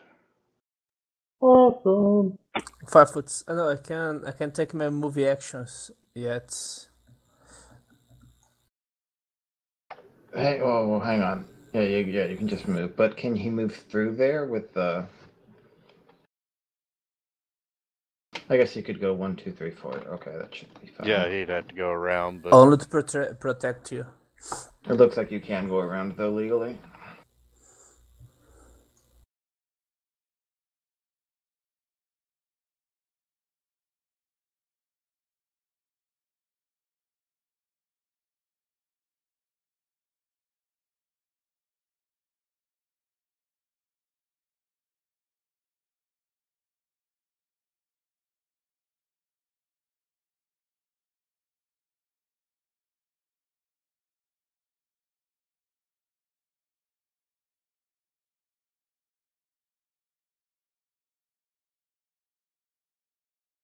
At least he got cast something other than acid arrow.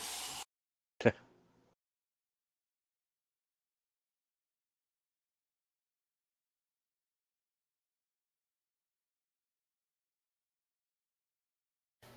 actually, I'm going to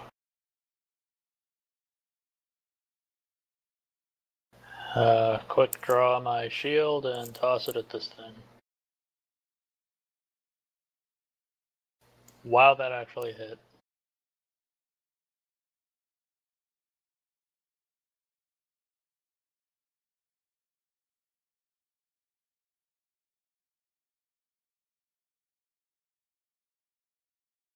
okay, he's gonna take a 5 foot. Quick question. Did you move up the wrong one earlier? A Necrophidius is 1 turn. I think you moved up number 11. Because number 1 is still way back there, and you talked about moving him up. Yeah, I think I did.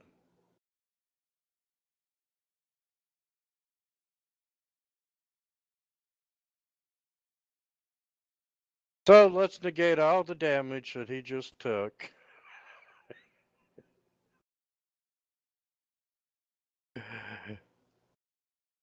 How about this? Just reverse the orders in this turn if you want. Just have 1 go now in 11's turn, then put it back to the proper order next turn.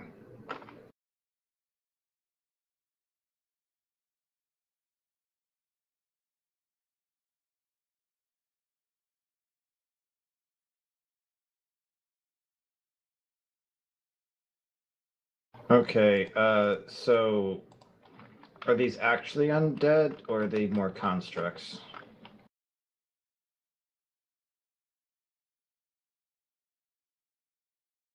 These are constructs. Okay, with a 27, what do I know about them?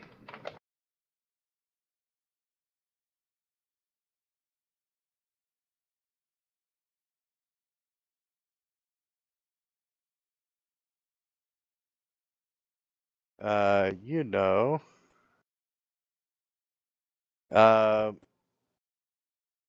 They're immune to non-lethal. They got DR5 bludgeoning. Their bite can cause paralysis.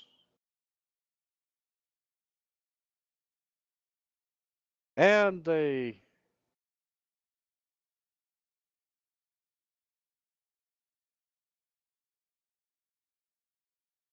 do a dance of death, kind of, like a cobra will sway back and forth. as a full round action, and any creature within 30 feet who sees it must succeed a will save or be dazed for 2 to 4 rounds. I'm sorry, 2d4 rounds. Does that mean you can close your eyes to avoid it?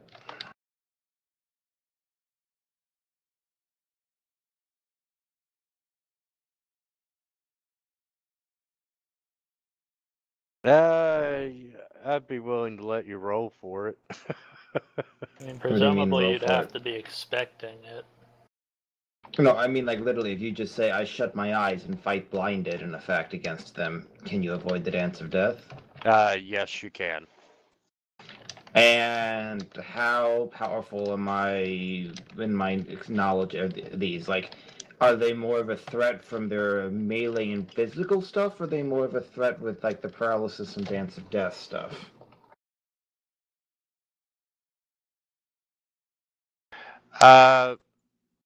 For you all, I would say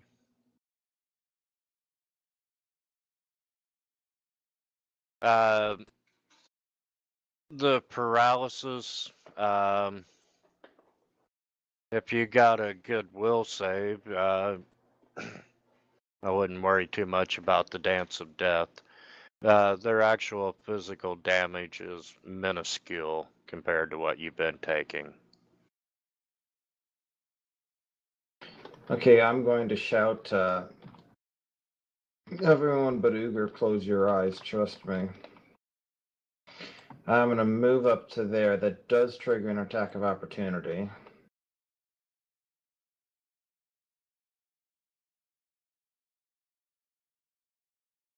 And that's from... Actually, no, I can go over there instead. Sorry, I'm going to move over there instead. That's better. And then I'm going to shut my eyes, and I'm going to try to stab the thing. Which I know where it is. That apparently hits, and then we're saying highs up 50 or above, 51 or above hits? Or 51 or above hits, is that right? Yeah. Okay, 58, so that does hit.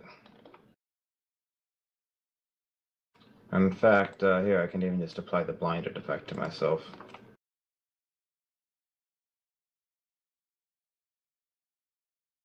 Okay. Sith, what are you going to do?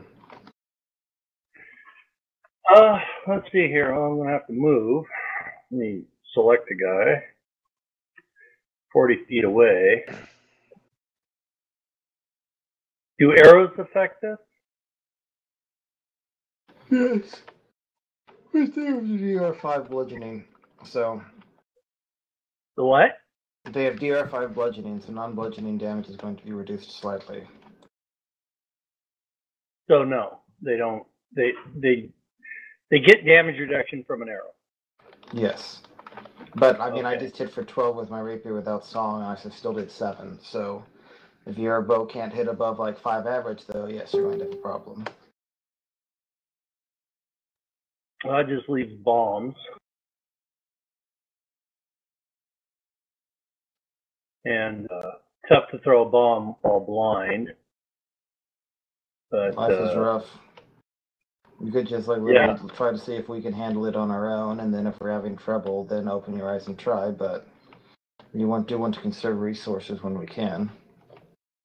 yeah, that's true. There's 3-on-1. I'm going to stay at 35 feet and then just kind of, but I'm partially blocked by the column here. So I'm debating if I should move around the column. Here's the question. Could he move around the column, then shut his eyes and ready an action to, like, throw a bomb if somebody calls for help?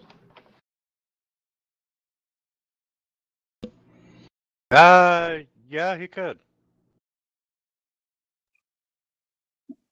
Why don't I move 1, 2, 3, 4, 5, 6. I was here, I think. Like 1, 2, 3, 4, 5, 6. 1, 2, 3, 4, 5, 6. So I should be able to move to here. Actually, to here. The problem is to throw a bomb. Well, it's -1 for each range increment. Is that right? -2, unless you have something that reduces that. Right. So my range increment's only 20 feet. So if I'm here, then I'm just throwing at -2. The worst thing is, can you get 5 feet closer so you're still in point-blank shot range? Yeah, if I go to 30 feet, I'm still in point blank. Yeah, Well, I there you guess go. I'm looking. Well, shit. For that matter, if I'm looking away until I'm needed, then I can get up to 20 feet. It won't really matter. I have a stupid question. Can you toss a bomb and then close your eyes? I mean, it would be GM's discretion. It's just kind of like basically, I don't think he's going to want people to cheese the system. Like, I open my eyes at the start of my turn and then close them at the end of my turn, because this is really not all, turn-based. It's all happening simultaneous, technically. Right. Right. Well, I wasn't going to close my eyes. I was just going to turn my back to him because he's got a claws way past you three. I don't need to be blind. I just need to look away. So I was going to throw the bomb and then just turn my face. I mean, this isn't technically like, but this is what I was kind of drawing the idea from. I mean, if you're literally saying you're just turning your back entirely and not looking at all at it, that's effectively equivalent to, shutting your eyes. But if you're trying to, like, track it by looking at part of it somehow, you still have a 50% chance of seeing the thing. That's called the averting eyes. All right.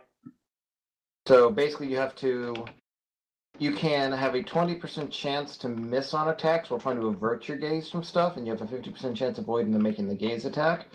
Or you can effectively blind yourself but avoid the gaze attacks entirely. And this seems sort of like a gaze attack if Wintermute's ruling it like that, so.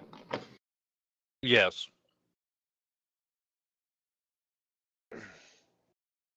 Yeah, I like going with the gaze. That works. So I can toss the bomb and then try to avert my eyes. And then if it doesn't dance, I have basically it's like having 50% cover. You probably, it's up to Wintermute, but you might have to make the bomb attack with a 20% mischance from concealment as well, because you're trying to, like, not really look at it while you're throwing the bomb. Right, okay. What say you, Wintermute? Yeah, I would say you got to make the 20% chance. Okay, can I see him sufficiently from where I'm at, or do I have to be over there? I guess I'll be over there. So I need to roll percentile and roll a 21 to 80, or 21 you could be to 100. down here, and you could toss the bomb from that corner, and that doesn't seem to have your sight impeded at all from that attack, so. Yeah, so you don't even need to be there. You can toss it from the upper right corner of your square there. You can toss a ranged attack from any one of your corners. If you want to move further away, you can, but I'm just saying, if you're trying to be, like, behind there for some cover, you can. Oh, no, that's fine. I just wanted to make sure I was within 20 feet and I had a clear line of sight. So, okay, so I'll roll percentile.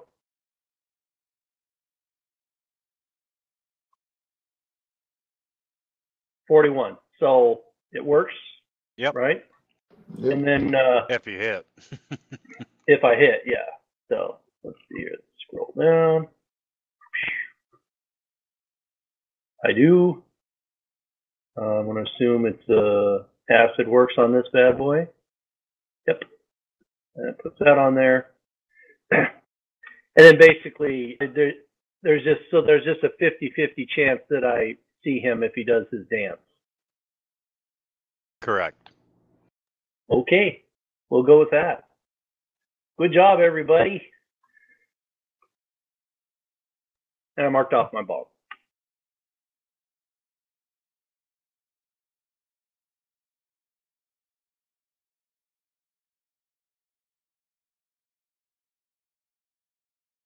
And he's going to come down and try to bite Eric.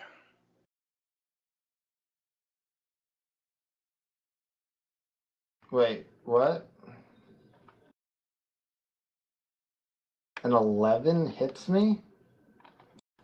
I don't think that sounds right.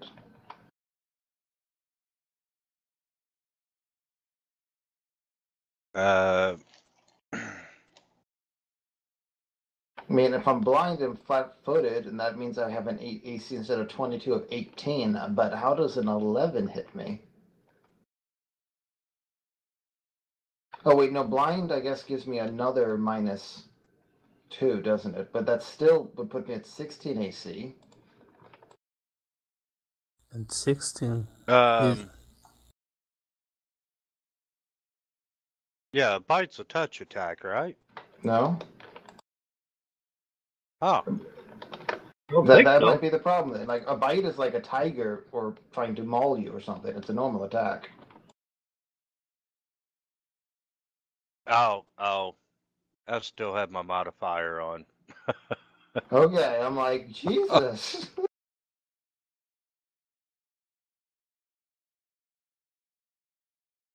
Okay, you told me that I don't need to close my eyes. Why? Because you have a high will. Okay. 5 foot.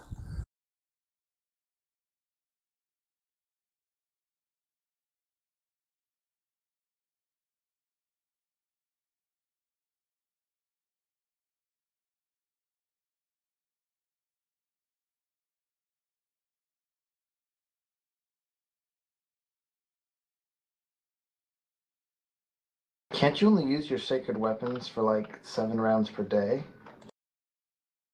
No, I have 7 per day. Yes. That's what it just said. Yeah. So I'm just saying, like, if this is round 4, maybe you should try to cool it, unless it seems you actually really need the sacred weapon. Okay, but I still have other spells like bowstring, other stuff, fervor. I'm just saying, you remember how tough some of that shit was yesterday? I really found myself wishing we had more stuff saved up at parts of that. Yes. That's right.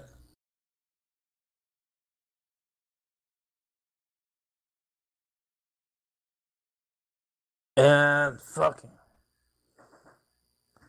Do I need to do a will save? Yes, you have to do a will save to avoid cutting your own head off with the Vorpal Axe out of shame. You know, if a 20 cuts off the head of an enemy, shouldn't a 1 cut his foot off? That makes sense. If he confirms the miss, yeah. I should cut the nearest head, like Poppy. Sorry. But do I have to use the will save to avoid No, the you do not. Okay.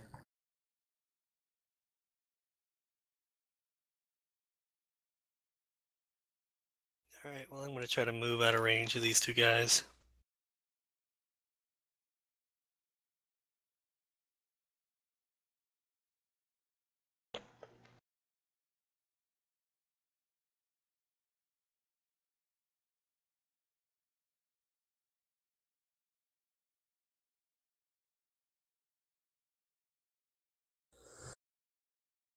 Alright, I think I'm going to cast Magic Missile. I'll go 1 for the one that's already wounded, and I'll go the other 3 at the one that's untouched.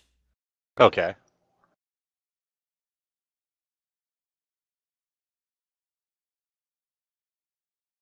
Yeah, let me change the targets on them.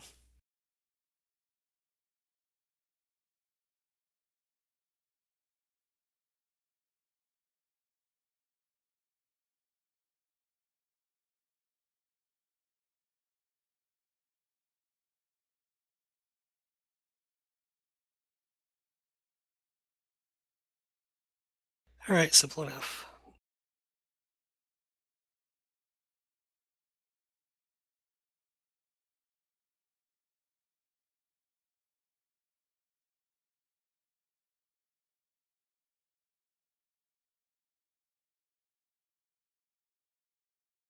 That feeling when you would have hit on a 1 if that wasn't an automatic miss. Well, it's dead anyway, so it's fine. Oh, you fucker.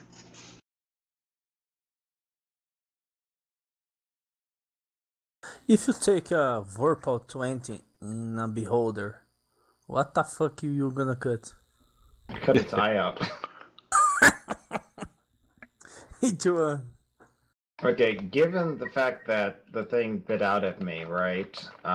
Presumably I can tell it's to my north.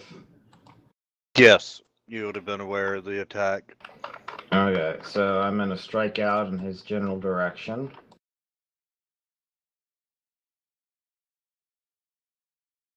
But I miss.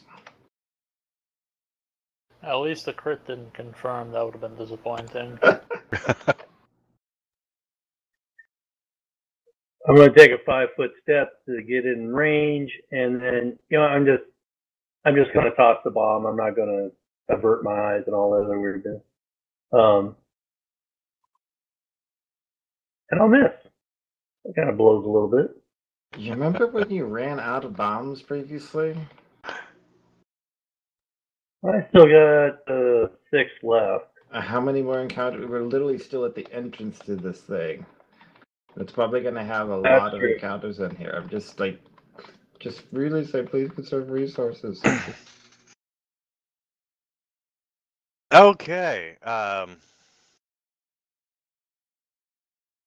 Let's see. Eric, you are blinded. Which square is Contrail in?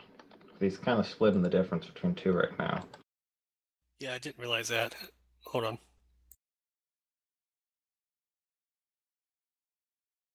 That was a good square to pick. Yeah, no, I was trying to move out of range of those 2 guys earlier. Okay. Eric, you are blinded. I need everyone except Eric to make a will save. Okay. It's only within 30 feet, though, right? Correct. Yeah, you don't need to. Nice, because I'm squishy.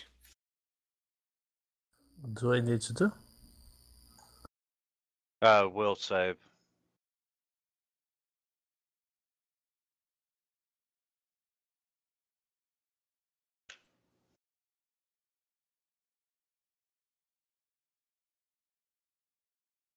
Okay, and Sith is dazed for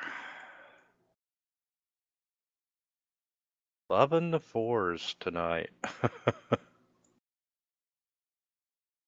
4 rounds. Didn't you Okay. say it was 2d4 rounds earlier? Don't help him. You are correct. You're terrible at this. Oh, am I? I'm not the one who kept their eyes open. You don't have to help, guy. Come on, man. I kept my eyes Try to be open. subtle I about it passed my at will least a save. little bit. In his defense, he does the same to me, so... Oh, I think I did. Oh, what's at my back? Oh, it's a shiv. Oh, am I back in prison? Oh, I guess.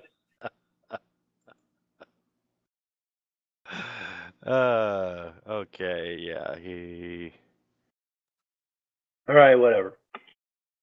did his Fine. dance. Ugar! Okay then.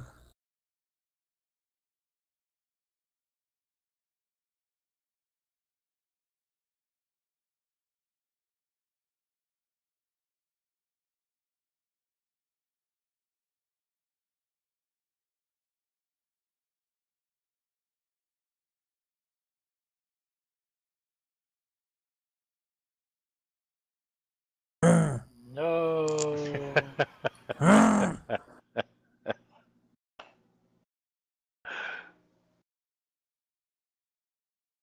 Oh, what's the point of having a vorpal weapon if you never use it? Yeah, definitely. Would I mean? I guess this has a head of sorts, but does it actually work on a golem? Like, I don't think the head is required to function, is it? I've read the Vorpal, and they say that in Golan or something like that. Yeah, Or golem that they undead creatures other than vampires are not affected by no, the loss of their heads. yes, they're not affected, but in this case, I think they should not be able to use the eye power again, because if I Well, it's cut not the really an head, eye power. It's Yeah. technically a dance. Yeah, apparently, I think it said like the whole thing was just like, slithering about in a weird dance thing. okay.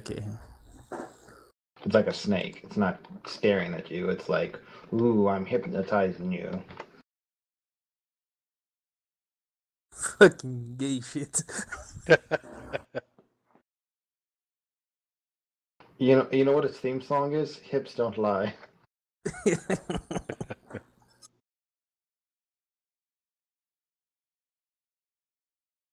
You dropped 3K on a wand of magic missiles, eh? I did. I just wanted to have something on hand because really a martial weapon's not going to do me much good. I don't want to be that close unless I really have to. Alright. Well, unfortunately, Ukar took the spot that I was going to 5-foot step to. Sorry, man. Now, don't be short, Poppy. You can change place with Eric. Just bull rush, Eric. Technically, No. you could delay your action until right after me or something. Yeah, you could delay to take 5-foot step and attack. Okay, then I will do that. All right. Am I aware? Does it have to wait a period like dragons do after using its thing before using it again? No. It's not,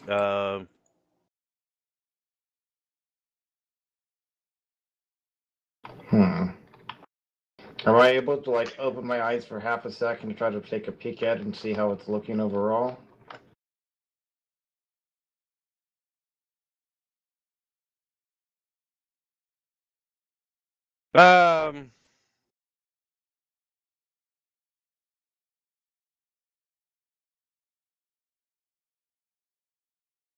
I would have to say let's do the averting gaze.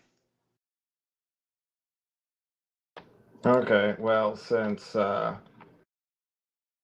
rather not risk that. I can't 5-foot step while blinded now.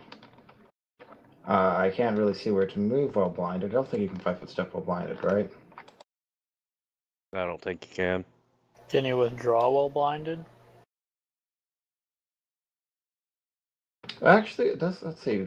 Minus 2 penalty to armor class, minus dex, vision fails, total concealment, move faster at half speed, but it looks like you can 5-foot step while blinded, maybe.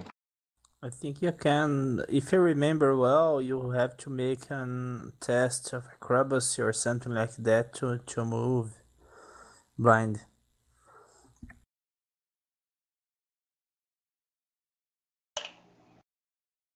Oh, so let's see.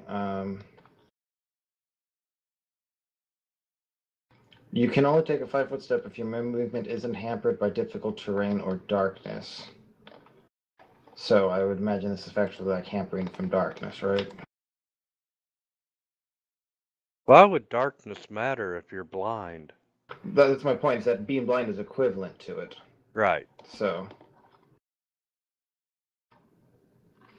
So therefore, it's basically like being in total darkness, which means I can't 5-foot step, it looks like. Okay, well, I'll just stab out in its general direction then, since I can't 5-foot step. Can't you withdraw? How would I know where to withdraw to?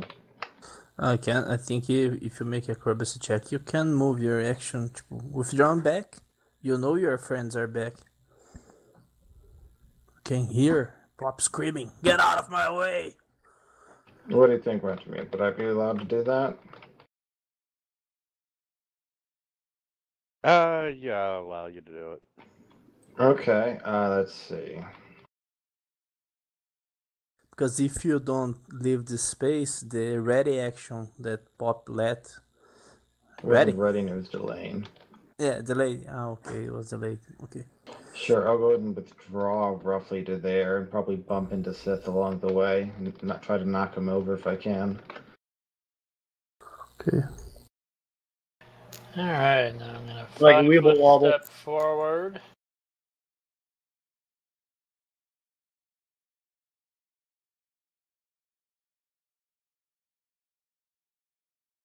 That's how you kill it. Oh yeah, really. It's a fucking monster. This gnome is a fucking monster.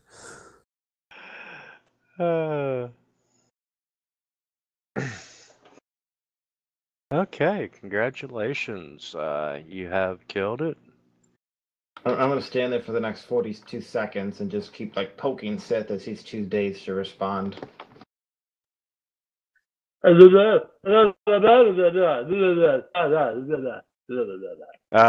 not even going to ask what you're poking Sith with. Just my finger.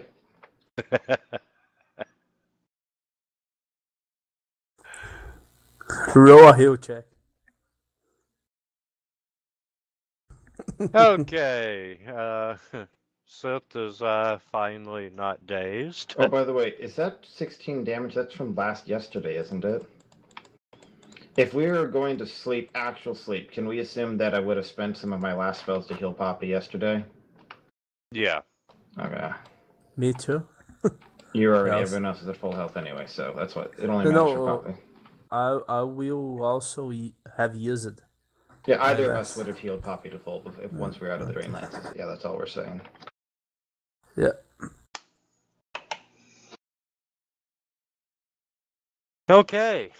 You have a golem and 2 other constructs that you have dispatched. Hey Eric, this kind of monster, they are undead?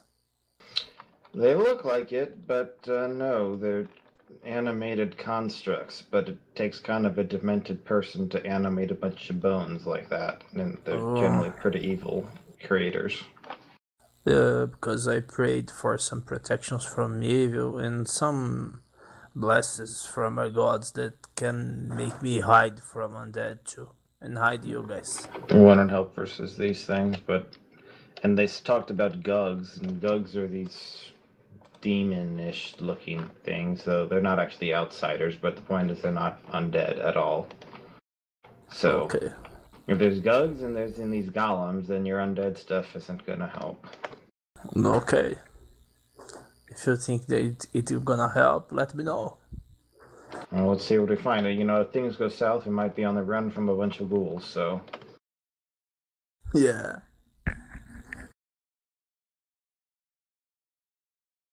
Let's keep going, guys. Alright, I was gonna say this might be a good place to call it a night. I'm tired. I thought you were getting a bit short-tempered.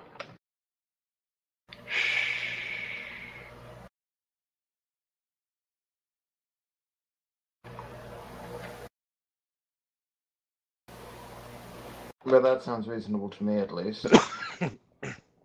Oh, okay for me. What do y'all want? Poppy wants to stop since we are technically 40 minutes past the unofficial or officially in time. Yeah, not a problem. I was looking to see if we could finish this map shortly, but we can't. So let's call it. Thank you for a wonderful game. See you all next Saturday. Thank you, Joe, guys. Thanks for the invite, guys. Later. I will try Thanks to for be joining us, Contrail. No, Contero, sorry. Is it Contero? User Sounds disconnected good. from your channel. I just used a disconnected random from your generator. It's like, channel. okay, this is the least crazy looking one. Oh, too funny. Did you enjoy the game? Yeah, no, it was good. I enjoyed it. It's nice to get to play. I live in a really small town, so trying to do face-to-face just doesn't really work work around here. I know that feeling all too well. Yeah, everyone here plays Magic the Gathering because I'm living in the town where that started, so... Yeah.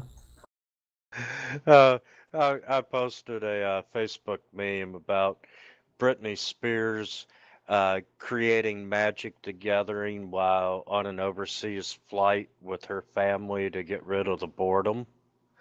And one of my Facebook friends posted a Wikipedia link to the actual creator and corrected me that I was wrong. It wasn't Britney Spears who created that game. And I'm thinking, how much money have I given Wizards over the past, 30 years? Yeah. I think I know who created it. Yeah. Yeah, I get that. I'm about 6 hours out from Seattle. I'm over in Eastern Washington, and so there's a lot of stuff around here with that. I mean, you'd have to be pretty stupid to think Britney Spears made it. It was obviously Taylor Swift. Oh, too funny. But we're glad to have you. Just to give you a little bit of the storyline, the party woke up in an insane asylum without their memories. And through the course of the first two books, they have learned bits and pieces of memories, and, they weren't exactly truly good people. I couldn't imagine. uh, Ugar lost his first character, and he was sent out on a collections call, him and Poppy, and Ugar ended up beating the man to death. Yes. Nice. I approve. Was And from there, they're the guy that did it to him was Count Laos, and the purpose of this adventure is you all are trying to recover their memories and defeat Count Laos. So we considered him to have lost his memories as well. Was he with us from basically the start, or does he have his memories and he's helping us? He has his memories and is helping you. Okay. Okay, I was wondering about that a little bit. Which overall really doesn't affect story play that much. In the next book, there's a couple of times that the characters will get messages psychically that you won't. But other than that, there's no real harm to gameplay. I like to announce this by saying, Contorel, the voices in my head told me something again. I'm sure I'll react accordingly to that. yeah. Looking forward to that. So, but glad you all enjoyed the game, and at least for this next month, I'm on a fairly regular schedule again. Hallelujah. That's good. And guys, I'm gonna get off of here, and my birthday begins in 14 minutes. Oh, happy early birthday. Thank you. Ditto. Yeah. Happy birthday, man. And we will see you all next week. See you. I will try to be there. I'm not really sure yet. No problem. Everyone's got to miss a game occasionally, so it's not a big deal. Okay, man. Well, we'll keep you alive. Try that. Thanks. No problem. See you, Leo. See ya. User disconnected from your channel. All right, good night, guys. Have a great night. User disconnected from your channel. Well, what'd you think of the new guy? I mean, it wasn't really an opportunity that he really talked all that much, to be fair. But so far seems fine. I tried to talk less at times, and I tried that a bit earlier today, and you notice how we just kind of sat there around while talking to the Yellow King, and the just awkward silences a lot, because I'm not, moving things along, so... Absolutely. It's too funny. Yeah, like, basically, I'm trying to check and make sure I'm not hogging up the time that other people want to use to talk, but it pretty much seems like, yes, they're content to just have me do all the talking. Okay. No, my Monday night group, I've at least got 2 talkers in it. Gotcha. Uh, Obviously it's time for Cupcook Hess to come out of retirement if you have a regular schedule. I've really considered that. Yeah, it's fortunately we have slowed down a lot, and no longer all of our bigger projects have went to proof. Thank God. I'm done with all the stupid people in my life. But you still run Pathfinder with us, so. Well, you're more intelligent than 99% of the people I deal with. Depending on how stupid they are, I'm not sure that's much of a compliment. But I'm sorry, like, I don't know, just like, I specifically say, right?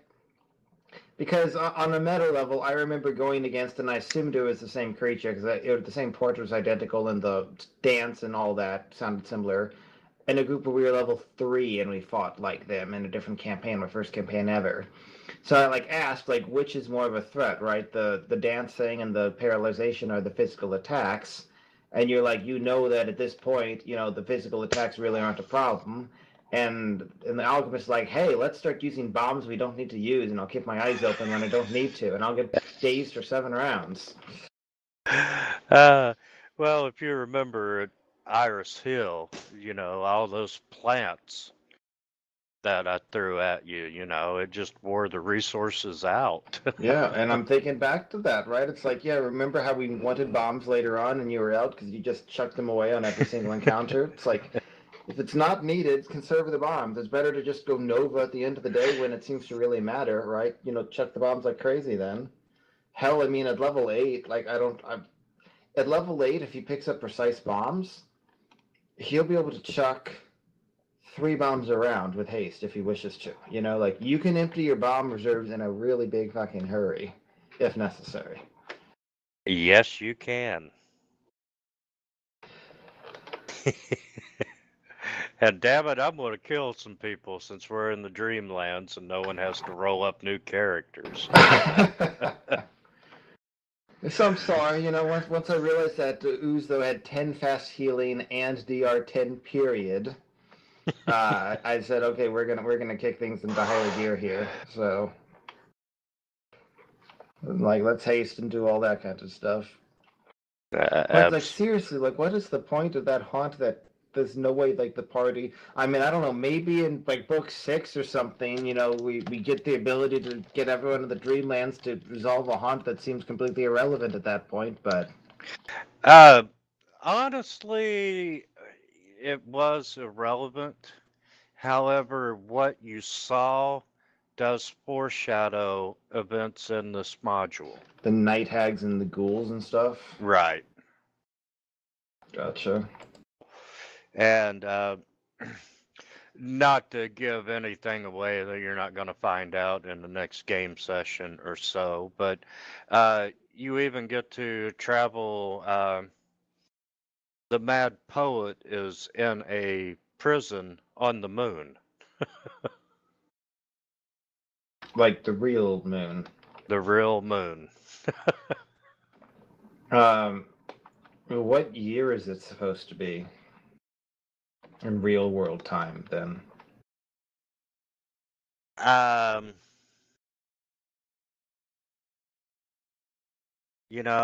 really don't think they've given a specific date at all. Because you can see why I'm interested, right? Because if it's supposed to be the medieval time on Earth and you have this guy in a prison on the moon, that's one thing. If it's the year 2500 on Earth time, there's a guy in a prison on the moon, that can also make sense in the sorts, right? But If it's something like more in the middle there, it's like, okay, what is this supposed to be? Quite honestly, I'd say it's the current time because it's after the Whispering Way or the. Well, I heard something about how I think it's Reign of Winter. Apparently, one of the books is called Rasputin Must Die, and you go back to World War I or something. Yes, Shears talked about that. So, I mean, I don't know how much later in the timeline we are compared to Reign of Winter, but if it's nearby, then apparently we might still be in World War I-ish times. But even then, it's like 40 years before the space race, right? So it's like, well, how did we get up there? Let's say there's a form of a dinosaur involved. Gotcha. Unfortunately, no rocket ships. Oh, darn. Yeah. But man, have a great evening. I'm gonna You get too. off of Happy here birthday, sir. Happy birthday. and the big 49 this year. Sucks. Hey, at least it's not 50, right? I agree. And for the most part, I still feel like I'm 25, so I'll take it. All right. Thanks. All right. Have a great evening. You too. See ya.